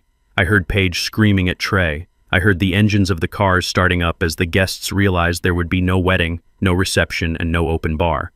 I walked through the empty hallways of the mansion. It smelled of old dust and decay. I walked past the portraits of dead Huntingtons glaring down at me from the walls. I took out my phone and called Silas. "Silas, it is done. Send the crews in on Monday. I want every portrait removed and burned. I want the carpets ripped out. And Silas, order a new sign for the gate. What should it say, Cyrus? Make it big, Silas. Make it gold. Have it say, the Cyrus Blackwood Center for Excellence. And put a smaller sign underneath. What should the small sign say? It should say, all are welcome. Except Huntingtons." I hung up. I sat down in Arthur's favorite leather chair in the library. It was comfortable. It felt like victory. But as I looked around the silent room, I realized that victory was cold. I had won the war, but I had lost my son. The house was mine, but it was empty. I closed my eyes. "Let them go," I whispered to the empty room. "Let them all go." But I wasn't done yet. Arthur Huntington still had a company. Or he thought he did. And Paige still thought she could divorce Trey and find another rich fool. I had to make sure that the lesson stuck. I had to make sure they had nowhere left to run. The next phase was not about real estate, it was about reputation. And I was about to destroy theirs completely. The sirens that cut through the country's silence were not coming to save the Huntingtons. They were coming to liquidate them. I stood on the balcony and watched as two sheriff cruisers pulled up behind the line of stalled wedding cars. Silas stepped out of the lead vehicle. He was not wearing a tuxedo, he was wearing his courtroom armor, a charcoal gray suit that cost more than the average settlement he negotiated. He carried a leather briefcase that contained the end of Arthur Huntington's life as a free man. Arthur saw the badges and visibly relaxed. He wiped the sweat from his forehead with a monogrammed handkerchief. He turned to Paige and Trey with a smug smile that was painful to witness. Finally, Arthur said, straightening his jacket, "The authorities are here. Now we will see who the real criminal is. That man is holding us hostage on our own property. Officer over here, arrest that man on the balcony." The sheriff, a broad-shouldered man named Miller, walked past Arthur without breaking stride. He walked up to the heavy chain securing the gate and nodded to my security team. They unlocked it. The gate swung open with a heavy groan. Arthur beamed. "Thank you, Sheriff. I want to file charges immediately. Trespassing, harassment, grand theft of real estate." Sheriff Miller stopped in front of Arthur. He did not pull out a notepad. He pulled out a pair of handcuffs. "Arthur Huntington," he asked. "That is me," Arthur replied, puffing out his chest. "I am the victim here." Silas stepped forward. He opened his briefcase and pulled out a stack of documents thick enough to choke a horse. "Mr. Huntington, my name is Silas Vance, representing Blackwood Holdings and Vantage Capital. This is a writ of execution and immediate asset seizure issued by the Superior Court 30 minutes ago." Arthur blinked. "Seizure? What are you talking about?" "You defaulted on a secured loan this morning," Silas explained, his voice devoid of emotion. "The terms of the loan included a universal cross-collateralization clause. That means when you failed to make the immediate solvency deposit triggered by the fraud investigation against your daughter and son-in-law, you triggered a total liquidation event." "Liquidation," Arthur laughed nervously. It was a high, thin sound. "You cannot liquidate me. I am a corporation." "You signed a personal guarantee," Silas corrected him. "You pledged your personal assets, all of them, to secure the funds for this wedding." Sheriff Miller stepped in. "Mr. Huntington, I have a court order to seize all liquid assets and personal property on site to satisfy the judgment. That includes vehicles, jewelry, and luxury goods." Arthur took a step back, stumbling over the hem of Paige's ruined dress. "You are crazy. You cannot take my things." I watched from the balcony as the deputies moved in. It was a surgical operation. One deputy walked over to the Lincoln Navigator. "Keys," the deputy demanded. "This is a rental," Arthur lied. Silas checked his tablet. "Actually, Mr. Huntington, you purchased this vehicle through the company account 3 months ago. It is listed as a company asset. Since the company is now in receivership, the car belongs to us. Keys." Arthur threw the keys at the deputy. "Fine, take the car. We will take an Uber." The deputy caught the keys. "Thank you." "Now the watch." Arthur covered his left wrist. "This is a Patek Philippe. It was a gift from my father. It is a $50,000 asset," Silas said. "Hand it over." Arthur looked at me. He looked up at the balcony where I stood watching him like a judge from on high. "Cyrus," he screamed, "stop this! This is barbaric!" I set my tea glass down on the railing. I walked to the stairs. I descended slowly, one step at a time. The sound of my shoes on the wooden steps was the only rhythm in the chaotic scene. I walked across the lawn. The grass was soft under my feet. I walked through the open gate. I stood in front of Arthur. He was clutching his wrist, protecting his watch like it was his soul. Mrs. Huntington was screaming as a female deputy asked her to remove her diamond necklace. "You are hurting me," she shrieked. "These are family heirlooms." "They are collateral," Silas said. I looked at Arthur. He was shaking. He looked old. The veneer of power had been stripped away, leaving only a frightened, greedy man. You signed the paper, Arthur, I said softly. You read the fine print. Or maybe you didn't. Maybe you were so arrogant you thought the rules didn't apply to you.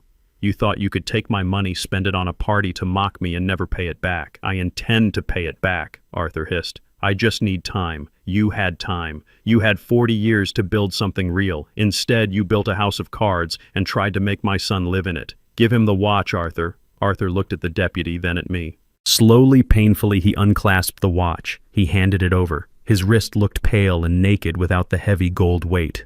Is that enough? He asked, tears of rage in his eyes. Are you happy now, Cyrus? You have stripped me naked. Not yet, I said. I leaned in close. I wanted him to smell the coffee on my breath. I wanted him to see the calluses on the hands he despised. You called me a gardener, Arthur, I whispered. You said I was fit only to sweep your porch. Arthur flinched.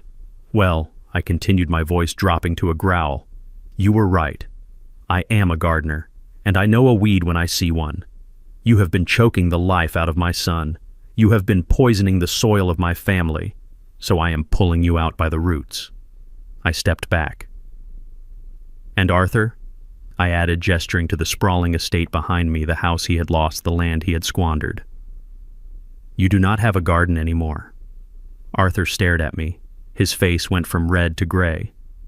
His mouth opened, but no sound came out.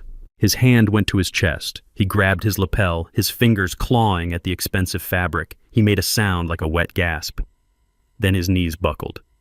He didn't fall gracefully like they do in the movies. He collapsed like a sack of wet cement. He hit the dirt face first. Dad Page screamed. She dropped to her knees beside him. She turned him over. His eyes were open but rolled back in his head. He was gasping for air, his chest heaving with irregular, terrifying spasms. Daddy, breathe! Page yelled, slapping his face. Mrs. Huntington pushed the deputy aside and ran to her husband. Arthur! Arthur! Get up! Stop joking! This is not funny! It wasn't a joke. It was a massive cardiac event brought on by the sudden and total destruction of his ego. The stress of the debt, the humiliation of the seizure, and the realization that he was penniless had stopped his heart as effectively as a bullet. Call an ambulance, Trey shouted. He was standing over them, looking useless and terrified. Sheriff Miller was already on his radio. Dispatch, we have a medical emergency at the Huntington estate. Male subject 60s, possible cardiac arrest. Send EMS immediately. I stood there and watched. I did not move to help. I know CPR. I have been certified for 20 years. It is a requirement for running a safe warehouse. But I did not kneel down. I did not offer my breath to the man who had tried to steal my life. I watched as the deputies loosened his tie. I watched as Paige screamed at me. You did this, she shrieked, her voice raw. You killed him, you murderer. I looked at her. He killed himself, Paige, I said calmly. Greed is a heavy burden. His heart just couldn't carry it anymore. The ambulance arrived 10 minutes later. The paramedics swarmed the scene, pushing Paige and Mrs. Huntington aside. They cut open Arthur's shirt, ruining the linen suit he was so proud of. They stuck pads to his chest. Clear, one of them shouted. Reviewing the scene, it was a perfect tableau of tragedy. The bride in a dirt-stained dress. The mother-in-law stripped of her jewels. The father dying in the driveway of the house he no longer owned. They loaded Arthur onto a stretcher. He was unconscious but alive. The monitor was beeping a frantic, irregular rhythm. Mrs. Huntington tried to climb into the ambulance. I am his wife, she sobbed. I have to go with him. The paramedic stopped her. Ma'am, we need room to work. You will have to follow us to the hospital. She turned to look for her car, but the Lincoln was already being hooked up to a tow truck that had arrived with the sheriff. My car, she wailed. How am I supposed to get to the hospital? Trey stepped forward. He looked at me. He didn't ask for the keys to my SUV. He knew better. He grabbed Paige's arm. Come on, we will call a car. We have to go. Paige spun on him. She shoved him away so hard he stumbled. Don't touch me, she screamed. This is your fault. This is all your fault. If you hadn't been such a weak, pathetic liar, none of this would have happened. You let your father do this. You let him kill my dad. Paige Trey pleaded. I didn't know. You never know anything, Paige spat. That is your problem. You are useless. You are broke. And now you are alone. She turned to her mother. Come on, Mom. We are walking to the main road. We will hitchhike if we have to. Anything is better than being near these people. Paige and Mrs. Huntington began to walk down the long driveway following the ambulance that was speeding away with lights flashing. They were walking in expensive heels on a dirt road, leaving behind the wreckage of their wedding. Trey stood alone in the driveway. He looked at the retreating figures of the women he had tried so hard to impress. Then he turned and looked at me. I stood by my black SUV. I opened the door. "Dad," Trey said, his voice barely a whisper. I looked at him. I saw the ruin in his eyes. I saw the realization that he had bet on the wrong horse and lost everything. "Do not call me Dad," I said. "Not until you earn the name." I got in the car and started the engine. I drove past him. I drove past the bride walking in the dirt. I drove past the ambulance. I was going to the hospital, not to visit Arthur. I was going there to make sure the hospital administrator knew that Mr. Huntington's health insurance had been canceled along with his company policy an hour ago. If they were going to save his life, they were going to have to bill him directly. And since I had just seized his bank accounts, that was going to be a very complicated conversation. The Huntington empire had not just fallen, it had been erased. And I held the eraser. The fluorescent lights of the hospital waiting room hummed with a sickly buzzing sound. Trey sat on a plastic chair, his head in his hands. He smelled of sweat and defeat. The events of the last 48 hours swirled in his mind like a fever dream. The declined card, the towed car, the locked penthouse, the jail cell, the seized mansion, and finally, his father-in-law collapsing in the dirt. A door swung open and a doctor stepped out. He looked tired. "Family of Arthur Huntington," he called out.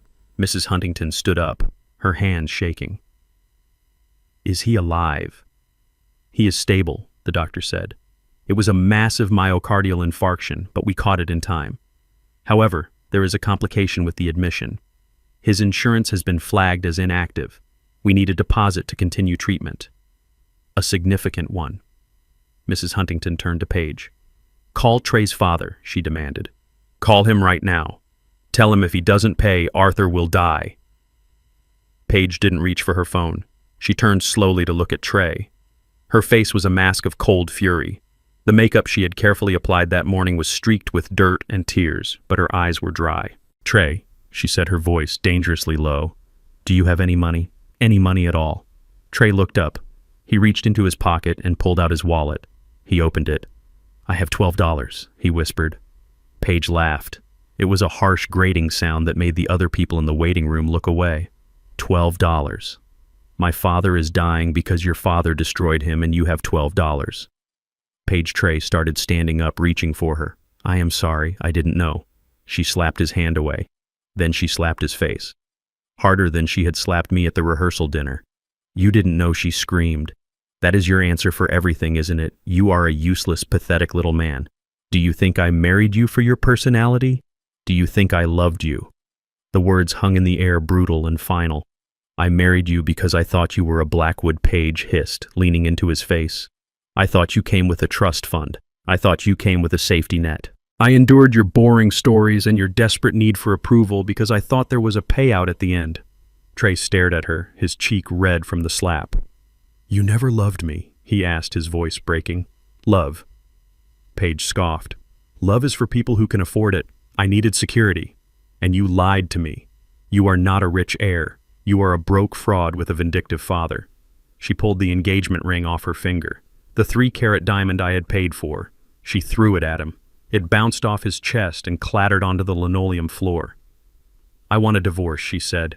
"I am filing the papers tomorrow. Annulment based on fraud. Now get out of my sight. Get out of this hospital. If I see you again, I will call security." Mrs. Huntington nodded in agreement. "Leave us alone, boy. You have done enough damage." Trey stood there for a moment. He looked at the ring on the floor. He looked at the woman he had tried to impress for 2 years. He realized with a sickening clarity that she was right. He was useless. He had built his entire identity on a lie, and now the lie was gone. He didn't pick up the ring. He turned and walked out of the waiting room. He walked past the nurse's station. He walked out the automatic doors into the night. It was raining again, a heavy, cold downpour that soaked him to the bone in seconds. He didn't call an Uber. He didn't have the money. He started walking. He walked for 3 hours. He walked through the city streets, past the closed shops and the darkened windows. He walked until his designer shoes were ruined and his feet were bleeding. He walked until he reached a neighborhood he hadn't visited in years. My neighborhood. It was 2 in the morning when he arrived at my townhouse. The lights were off. The house was dark and silent. Trey walked up the driveway. He stopped at the bottom of the porch steps. He didn't knock. He didn't ring the doorbell. He knew I wouldn't answer. He dropped to his knees on the wet pavement. He knelt there in the rain, head-bowed hands resting on his thighs. He looked like a penitent monk. He looked like a man who had finally hit rock bottom. Inside the house, I was awake. I was watching him on the security monitor in my office. The camera feed was black and white, grainy in the low light. I could see the rain hitting his back. I could see him shivering. A part of me, the father part, wanted to open the door. I wanted to bring him inside, dry him off, and give him a hot meal. I wanted to tell him it was going to be okay. But the other part of me, the man who had built an empire from nothing, knew that would be the worst thing I could do. If I opened that door now, I would be saving him again. I would be teaching him that no matter how badly he messed up, Daddy would always be there to fix it. And that was a lesson that had almost destroyed him. I picked up the microphone for the intercom system. "Trey," I said, my voice coming out of the small speaker by the door. "Go home." Trey looked up at the camera. His face was wet with rain and tears. "I don't have a home, Dad," he sobbed. "Paige left me. She kicked me out. I have nowhere to go." "That is not my problem," I said. "You chose the Huntingtons. You chose their lifestyle. You chose their values. Now you have to live with the consequences." "Dad, please," Trey begged. "I am sorry. I was wrong. They are monsters. You were right about everything. Just let me in. Let me sleep on the couch. I will do anything." I watched him on the screen. He looked so small, so broken. "No," I said firmly. "You will not sleep on my couch. You will not eat my food. You are a grown man, Trey. Figure it out." "Dad, I have nothing," Trey cried. "I have $12. "Then you have $12 more than I had when I started," I replied. "Use it wisely." "But Dad, where will I go?" "Go back to the hospital," I said. "Sit in the waiting room. Be there for your father-in-law. Show them what a real man does when things get tough. Show them that even without money, you have character." "I can't," Trey whispered. "They hate me." "Then make them respect you," I said. "Or leave. Find a shelter. Find a job. But do not come back here until you understand what it means to earn your place in this world." Trey stared at the camera. He waited for me to relent. He waited for the click of the lock. But the lock didn't click. Slowly, painfully, he stood up. His legs were stiff. He wiped his face with his sleeve. He looked at the door one last time. "Okay, Dad," he said softly. "Okay." He turned and walked back down the driveway. He walked into the darkness of the street, a solitary figure in the rain. I watched him until he disappeared from the camera view. Then I turned off the monitor. I sat in the dark for a long time. My heart ached. It is a terrible thing to close the door on your own child, but sometimes the only way to save someone is to let them fall. Trey was about to enter the hardest period of his life. He was going to know hunger. He was going to know cold. He was going to know shame. But if he survived it, he would know something else too. He would know his own strength. And that was a gift worth more than any trust fund. 3 months is a long time to live in a car. It is 90 days of waking up with a stiff neck and condensation on the windows. It is 90 days of washing your face in the bathroom of a gas station while the attendant watches you with suspicion.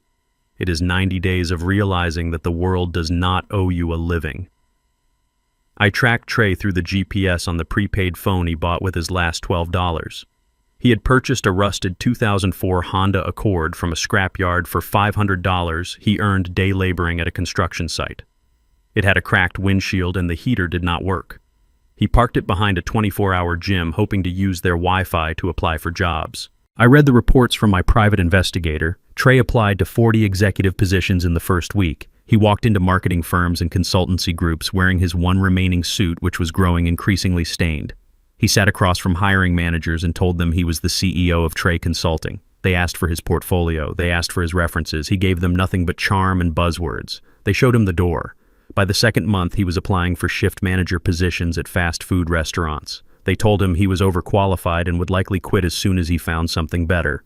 They were right about the quitting part, but wrong about the something better. There was nothing better waiting for him.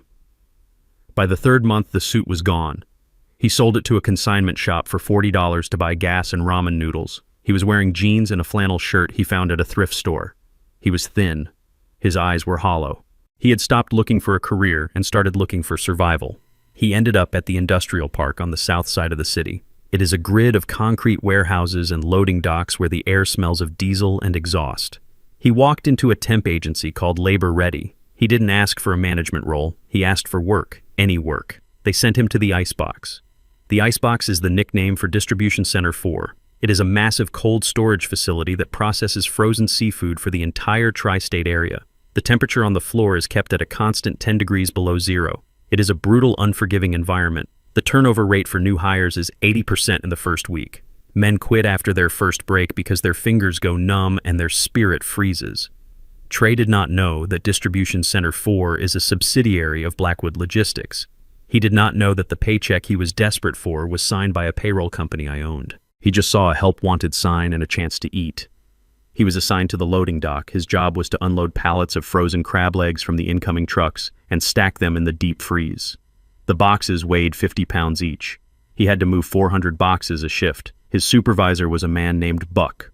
Buck was a giant of a man with a red beard and a temper that ran hot to compensate for the cold air. He hated college boys. He hated anyone who looked like they had ever sat behind a desk. He took one look at Trey's soft hands and decided to break him. "Move it, Princess," Buck screamed on Trey's first day. "The truck ain't gonna unload itself. You think you are too good for this. You think you are special. You are nothing. You are a pair of hands and a strong back, and right now you are failing at both." Trey dropped a box. It split open, spilling frozen crab legs onto the concrete floor. Buck was on him in a second. He grabbed Trey by the collar of his thermal jacket and shoved him against the wall. "You pay for that," Buck growled. "That comes out of your check. Now pick it up. Pick it up with your teeth if you have to." I watched the security footage later. I saw my son, the boy who used to complain if his steak was slightly overcooked, get down on his hands and knees. I saw him gather the frozen seafood, his fingers shaking. I saw him look up at Buck, not with defiance, but with fear. He didn't quit. He finished the shift. He worked 12 hours. When he clocked out, his hands were blistered and raw. He walked to his car in the parking lot, ate a cold sandwich, and slept in the back seat. He was back at the dock at 6 a.m. the next morning. He worked for 2 weeks without a day off. He lost 15 pounds. The softness in his face began to disappear, replaced by the sharp angles of exhaustion. He stopped talking about his past. He stopped checking his phone for messages from his old friends. He became a ghost in a high-visibility vest. Then came the afternoon that tested his resolve more than the cold ever could. It was a Friday. Trey was on trash duty. It was the lowest job in the warehouse. He had to drag the heavy bags of fish guts and broken packaging from the processing floor out to the compactor in the rear lot. He was covered in slime. He smelled of ammonia and rotting fish. He was dragging a particularly heavy bag across the asphalt, his boots slipping on a patch of oil. A car pulled into the lot. It wasn't a truck. It was a red Camaro convertible, flashy and loud. It parked in the reserved spot marked Supervisor. Trey stopped. He wiped the sweat from his forehead with a dirty sleeve. He looked at the car. The passenger door opened. A woman stepped out. She was wearing tight jeans and a low-cut top that was inappropriate for the industrial setting. Her hair was bleached a platinum blonde that looked brittle in the sunlight. She was chewing gum. It was Paige. She looked different.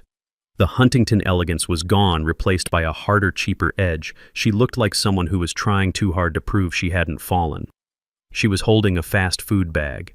She leaned against the car, checking her makeup in the side mirror. Trey stood frozen near the dumpster. He wanted to run. He wanted to hide behind the compactor, but his legs wouldn't move. Buck walked out of the warehouse exit. He had taken off his work coat, revealing a tight t-shirt that showed off his tattoos. He walked with a swagger that said he owned the concrete he walked on.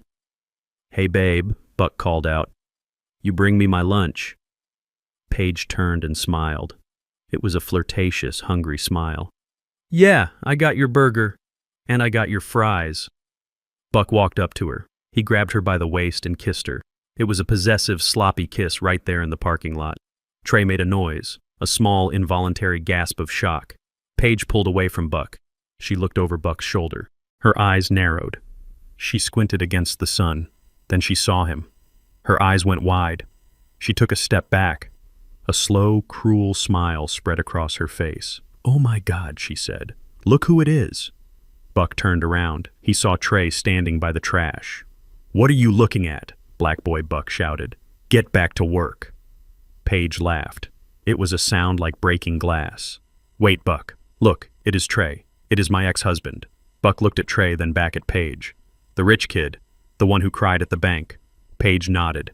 She walked towards Trey, her hips swaying. She stopped 5 feet away from him, wrinkling her nose at the smell coming from the garbage bag.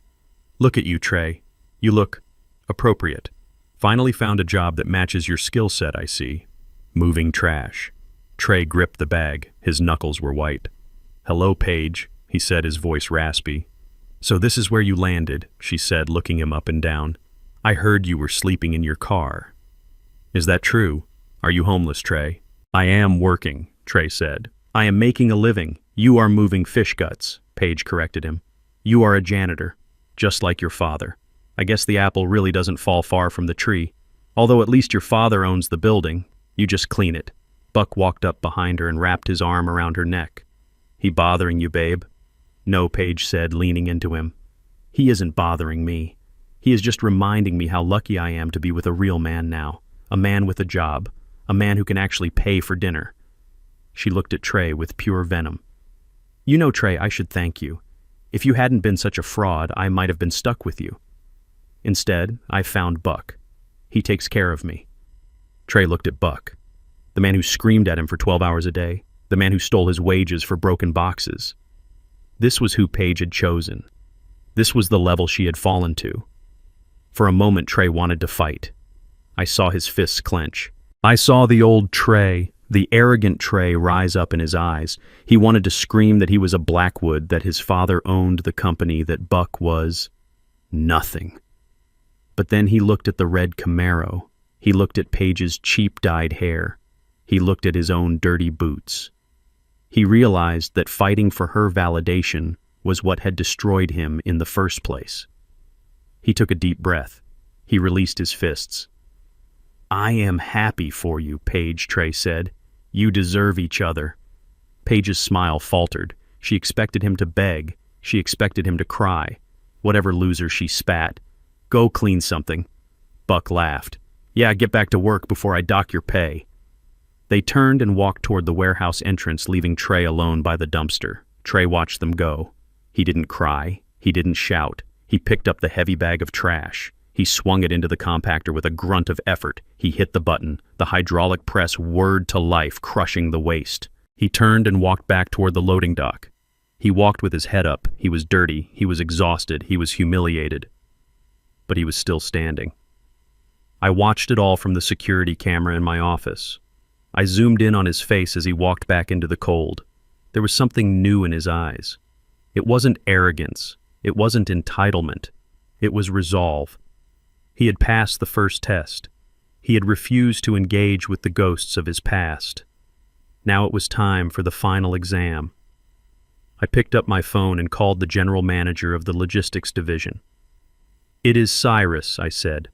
"I want you to create a situation at Distribution Center 4. A temptation. I want to see if my son has truly learned the difference between price and value." The night shift at the icebox was usually a symphony of humming compressors and the beep of forklifts. But at 3 a.m. on a Tuesday, the warehouse fell into a heavy silence. Trey was stacking crates of premium Alaskan king crab near the loading bay door. His breath fogged in the freezing air. His fingers inside his gloves were numb, but his mind was sharp. He had been working here for 3 months now. He knew the rhythm of the place, and tonight the rhythm was off. Buck walked out of the supervisor's office. He wasn't wearing his safety vest. He was wearing a leather jacket, and he looked nervous. He looked around the floor, scanning for cameras, scanning for witnesses. He spotted Trey. He waved him over. Trey walked slowly. His boots crunched on the frost that coated the concrete. He didn't trust Buck. No one trusted Buck. But when the man who signs your timesheet calls you, you answer. Buck led him to the blind spot behind the generator room. It was the one place in the facility where the security cameras didn't reach. A black van was parked outside the emergency exit door, which was propped open with a brick. Buck turned to Trey. He lit a cigarette, the cherry glowing red in the dark. "You look tired, kid," Buck said. "You look like a man who is tired of sleeping in a car." "I am fine," Trey said, keeping his distance. "Don't lie to me," Buck laughed. "I know you are starving. I saw you eating the expired sandwiches from the break room vending machine. I know you owe money. Paige tells me everything. She says you are drowning." Trey stiffened at the mention of Paige. "What do you want, Buck?" "I want to help you," Buck said. He reached into his jacket pocket and pulled out a thick white envelope. He slapped it against Trey's chest. "Take it." Trey took the envelope. It was thick. He opened the flap. Inside was a stack of $100 bills. It was more money than Trey had seen in 6 months. It was probably $5,000. "What is this?" Trey asked.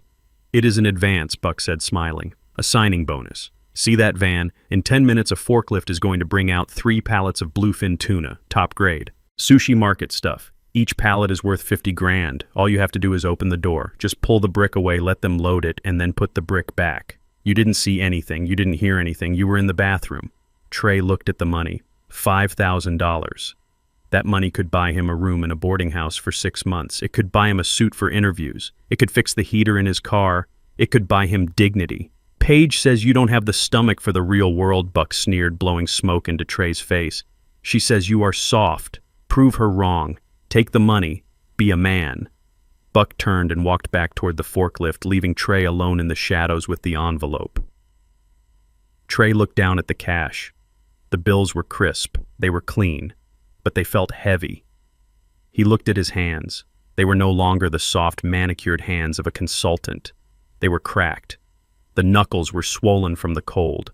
There was dirt under the nails that no amount of scrubbing could remove. They were ugly hands. But as he looked at them, he saw something else. He saw a memory. He remembered being 10 years old, sitting at the kitchen table, watching me count out the cash from my first big contract. I had laid the bills out in neat stacks. I had looked at Trey and said, "Son, there are 2 kinds of money in this world. There is clean money, which smells like sweat and effort. And there is dirty money, which smells like fear. You can wash your hands, Trey, but you can never wash your money." Trey brought the envelope to his nose. It smelled like stale tobacco and Buck's cheap cologne. It smelled like fear. He looked at the van. He looked at the open door. He realized that this wasn't just a theft. This was a test. Not a test from me, but a test from the universe. If he took this money, he would be exactly what Arthur Huntington said he was. A hustler, a thief, a fraud. He would be proving Paige right. He would be proving that his character was for sale and the price was $5,000. But if he walked away, he would be cold. He would be hungry. But he would be clean. Trey closed the envelope. He shoved it into his pocket, but not to keep it. He walked back onto the main floor. He moved quietly. He hid behind a stack of crates. He pulled out his cheap prepaid phone. The camera lens was scratched, but it still worked. He waited. 5 minutes later, Buck came driving the forklift. He was carrying the pallets of tuna. He drove them straight to the emergency exit. 2 men jumped out of the black van. They started loading the fish. Trey held up his phone. Click. He took a picture of the license plate. Click. He took a picture of Buck shaking hands with the driver. Click. He took a picture of the inventory codes on the boxes. He recorded it all. Then he went to the break room computer. It was an ancient desktop used for logging hours. He logged into the company intranet. He found the anonymous ethics hotline email address. He attached the photos. He typed a short message. Theft in progress at Distribution Center 4. Supervisor involved. Check the inventory logs for the last 6 months. He hit send. He stood up. He felt lighter. He felt hungry, but he felt strong. He walked back out to the loading dock. The van was gone. Buck was putting the brick back in place, kicking the door shut. Buck turned and saw Trey standing there. He smiled. "Smart kid," Buck said, walking over. "I knew you wanted to eat. You kept the money right." Trey reached into his pocket. He pulled out the white envelope. Buck held out his hand, expecting a high five or a nod of conspiracy. Instead, Trey threw the envelope. He threw it hard. The flap opened, and the $100 bills exploded into the air, fluttering down like expensive confetti onto the dirty concrete floor. "I don't want your money, Buck," Trey said, his voice steady and loud. "And I don't want your charity. I am not a thief, and I am not soft." Buck looked at the money on the floor. His smile vanished. His face twisted into a mask of pure violence. "You little snitch," he hissed. "What did you do?" "I sent the photos," Trey said. "I sent them to corporate. They have the license plate. They have you." Buck didn't think. He reacted. He was a cornered animal, and Trey was the reason. He lunged. Buck was 50 pounds heavier than Trey, and he fought dirty. He tackled Trey to the ground, his fist connecting with Trey's jaw with a sickening crack. Trey's head slammed against the concrete. Stars exploded in his vision. Buck was on top of him, punching him over and over. "You ruined everything," Buck screamed. "I am going to kill you." Trey tried to block the blows, but he was exhausted and weak from months of malnutrition. He felt his nose break. He felt a rib crack. He tasted blood warm and metallic, but he didn't beg. He didn't cry out. He swung back. He landed a solid punch on Buck's ear. It wasn't enough to stop him, but it was enough to show he was fighting. Buck grabbed a heavy metal tape dispenser from a nearby table. He raised it high, aiming for Trey's temple. This wasn't a beating anymore. It was an execution. Trey closed his eyes. He thought of me. He thought about the porch light he had walked away from. He hoped I would know that in the end he hadn't sold out. Suddenly the warehouse doors burst open. It wasn't the police. It was the Blackwood Security Response Team. They didn't shout freeze. They didn't ask questions. They moved with military precision. A taser dart hit Buck in the chest. He convulsed and dropped the metal dispenser, which clattered harmlessly to the floor. 2 guards were on him, instantly pinning him to the ground, zip-tying his hands behind his back. Another guard knelt beside Trey. "Mr. Blackwood, can you hear me? Stay down, sir. Help is here." Trey opened one swollen eye. He looked at the guard. He looked at the logo on the guard's vest. It was the Blackwood crest, the oak tree, and the shield. "My dad sent you," Trey whispered through his split lip. The guard nodded. "Yes, sir. He has been watching the feed. He saw everything." Trey tried to smile, but his face wouldn't cooperate. "Tell him," Trey wheezed, coughing up a speck of blood. "Tell him I didn't take the money." "We know, sir." "We saw." Buck was screaming obscenities as they dragged him away. He was yelling about Paige, about the money, about how unfair it was. Trey lay on the cold concrete floor. His body was broken. He was in agony, but as he looked up at the warehouse lights blurring above him, he felt something he hadn't felt in years. He felt clean. He had passed the test. He had faced the temptation that had destroyed Arthur Huntington, and he had rejected it. He had chosen integrity over survival. The ambulance arrived a few minutes later. They loaded him onto a stretcher. The ride to the hospital was a blur of lights and sirens. He woke up in a private room. It wasn't the charity ward, it was a VIP suite. There were flowers by the bed. There was a nurse checking his vitals. And sitting in the chair in the corner watching him with an unreadable expression was a man in a navy blue suit. Trey blinked. "Dad." I stood up. I walked over to the bed. I looked down at his bruised face, his bandaged ribs, his swollen hands. "You look terrible, son," I said. Trey let out a weak laugh that turned into a groan. "I feel terrible." I reached into my pocket. I pulled out a crumpled white envelope, the same one he had thrown at Buck. The security team had gathered up the bills. I dropped the envelope on the bedside table. $5,000, I said. "That is a lot of money for a homeless man to throw away." "I didn't earn it," Trey said, his voice raspy. "No, you didn't. But you earned something else." I pulled a chair closer and sat down. "You stood up for my company, Trey. You protected my assets. You took a beating for a business you thought didn't care about you." "I did it for me," Trey said. "I did it because I was tired of being a fraud. I wanted to be like you." I looked at him. I saw the resemblance for the first time in a long time. Not just in the nose or the chin, but in the eyes of a man who has been knocked down and got back up. "You are not like me, Trey," I said softly. "You are better. I never had to fight my way back from where you were. I started at the bottom, but I never fell from the top. You did, and you climbed back up without a rope." Trey's eyes filled with tears. "Does this mean I can come home?" I stood up. I buttoned my jacket. "No," I said. Trey's face fell. The hope vanished. "You cannot come home because you have a job to do." I tossed a hard hat onto the bed. It was white. It said manager on the front. I am transferring you, Trey. We have a logistics hub in Anchorage, Alaska. It is the toughest facility in the network. The cold breaks machines and it breaks men. They need a manager who understands the floor, someone who knows what it is like to move boxes in the freezing dark. Alaska. Trey whispered. Yes. The pay is $45,000 a year. You pay your own rent. You buy your own food. You drive your own truck. Trey looked at the hard hat. He ran his damaged fingers over the brim. It is a job, he asked. A real job. It is a career, I corrected him. If you survive 2 years, if you turn that facility around, if you show me you can lead men like Buck without getting hit in the face, then we will talk about the corporate office.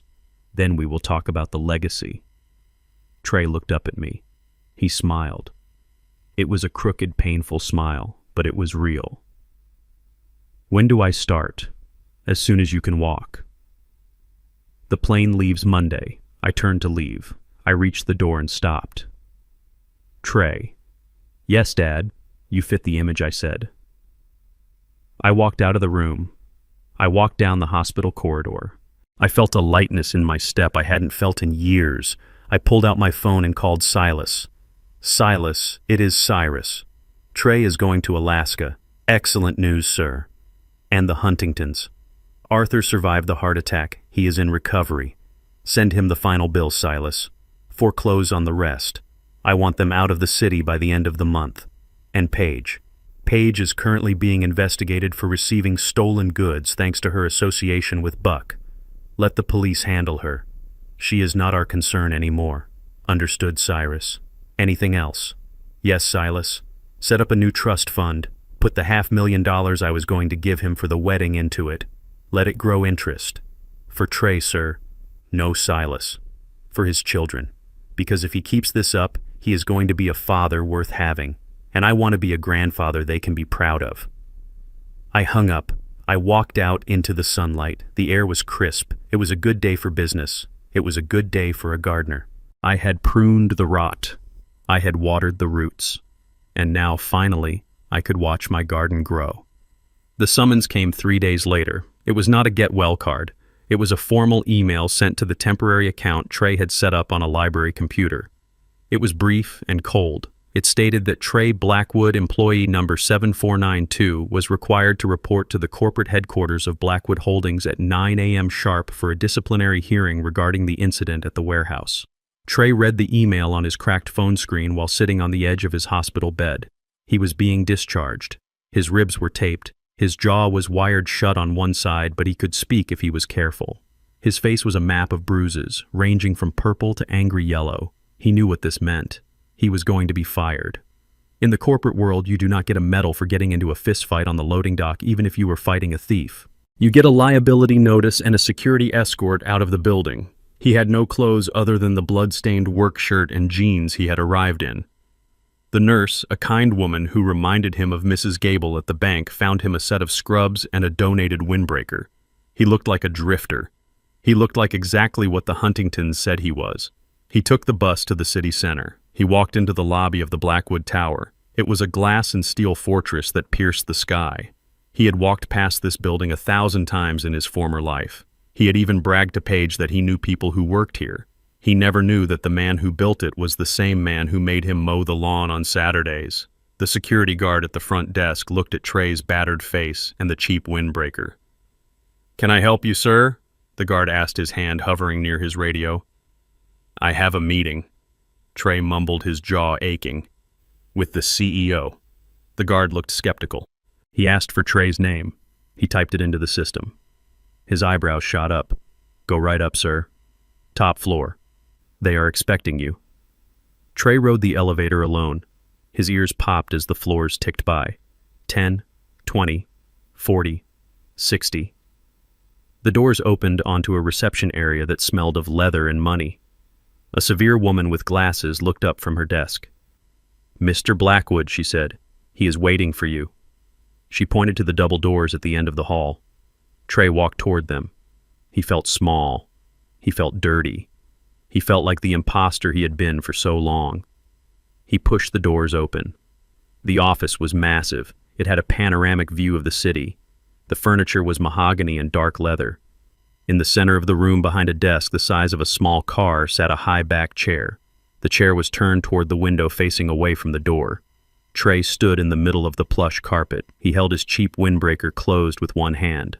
"Sir," he said, his voice raspy, "I am here for the hearing." The chair did not move. A voice came from behind it, a voice Trey knew better than his own heartbeat. "I have the incident report here," the voice said. "It says you engaged in physical combat with a supervisor. It says you destroyed company property. It says you disrupted operations for 3 hours." Trey swallowed. It hurt his throat. "Yes, sir," the voice continued. "It also says that 10 minutes before the fight you were offered a bribe, $5,000 cash to look the other way. Yes, sir. Why didn't you take it?" Trey looked at the back of the chair. He looked at his own hands, battered and scarred. "I needed the money," Trey said, honest and raw. "I needed it more than I have ever needed anything. I was hungry. I was cold. $5,000 would have fixed my car. It would have bought me a suit. It would have let me pretend I was human again. So why didn't you take it?" The voice pressed hard and demanding. "Because it smelled like fear," Trey said. "Trey." The chair slowly swiveled around. I sat there looking at him. I was wearing my charcoal suit, the one I wore to board meetings. I looked at my son. I did not look at him with the soft eyes of a father who forgives everything. I looked at him with the sharp, assessing eyes of a CEO who is deciding whether an asset is worth saving. I saw the bruises, I saw the fear, but I also saw the spine. He was standing straight. He wasn't slouching. He wasn't making excuses. It smelled like fear, Trey repeated, meeting my gaze. And I remembered what you told me. You can wash your hands, but you can't wash your money. I didn't want to be a fraud anymore, Dad. I didn't want to be the kind of man who sells his honor for $5,000. And more than that, I didn't want to shame you. Not again. I leaned forward on my desk. I clasped my hands, those rough hands that had caused so much trouble. "You realize I have to fire you," I said. "Fighting is a zero-tolerance offense." Trey nodded. "I know. I accept that." He turned to leave. He didn't beg. He didn't ask for a loan. He just turned to walk back out into the cold. "Wait," I said. He stopped. "I fired you from the warehouse," I said, standing up, "but I have an opening in management." Trey turned back around slowly. His eyes were wide. Management. I reached under my desk. I didn't pull out a set of keys to a new Porsche. I didn't pull out a black card. I pulled out a hard hat. It was white pristine and had the word manager stenciled on the front. I tossed it across the desk. Trey caught it. He looked at it like it was the crown jewels. "The position is in Anchorage, Alaska," I said, walking around the desk to stand in front of him. "It is a logistics hub. It is the hardest facility we operate. The weather is brutal. The hours are long. The men are tough. They chew up college boys for breakfast." "Alaska," Trey whispered. "Yes. You will be the site manager. The salary is $45,000 a year. That is it. No trust fund. No allowance. You rent your own apartment. You buy your own winter gear. You pay your own bills." I looked him deep in the eyes. "If you survive 3 years, if you turn that facility around, if you show me you can lead men without having to fight them in the parking lot, then you come back here. Then we talk about the corner office. Then we talk about the legacy." Trey ran his thumb over the brim of the hard hat. He looked at the salary.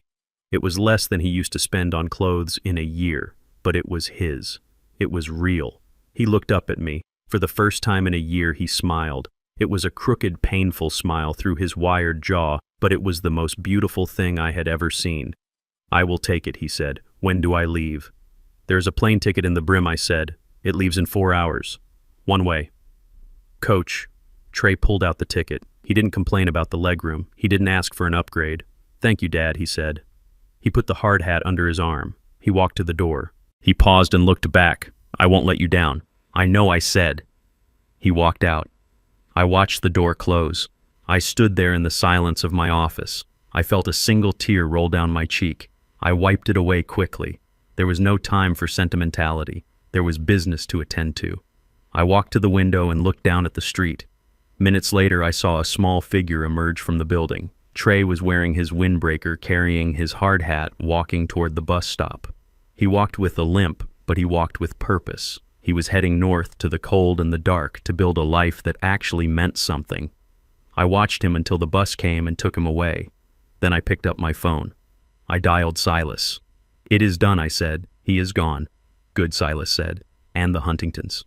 I looked out at the city skyline. I thought of Arthur Huntington recovering in a hospital bed, wondering how he was going to pay his bills. I thought of Paige realizing that her beauty could not pay the rent.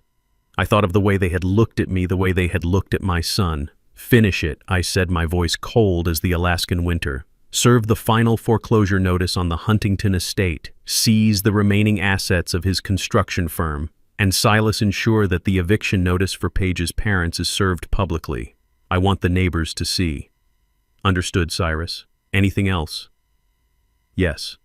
Send a donation to the local trade school in Trey's name. An anonymous one, enough to cover tuition for 10 kids who aren't afraid to get their hands dirty." I hung up the phone. I stood by the window for a long time, watching the city move below me. I was Cyrus Blackwood. I was a gardener. And I had finally cleared the weeds. My son was gone, but for the first time in his life, he was on the right path. I turned back to my desk. There was work to do. There is always work to do. If you enjoyed this story of justice and redemption, let me know in the comments. Tell me if you think Trey will survive Alaska, and do not forget to like and subscribe for more stories where the underdog bites back. Until next time. This story serves as a powerful reminder that true legacy is not defined by bank accounts but by character. Trey's painful descent from a penthouse to a frozen loading dock proves that rock bottom is often the firmest foundation for rebuilding a life. We learn that real love isn't about shielding our children from reality, but equipping them to survive it with integrity. Never trade your dignity for a false image, and never be ashamed of the rough hands that paved your way. In the end, the only respect that truly matters is the kind you earn yourself. If you believe that integrity is worth more than gold, hit the like button and subscribe for more stories of justice served cold.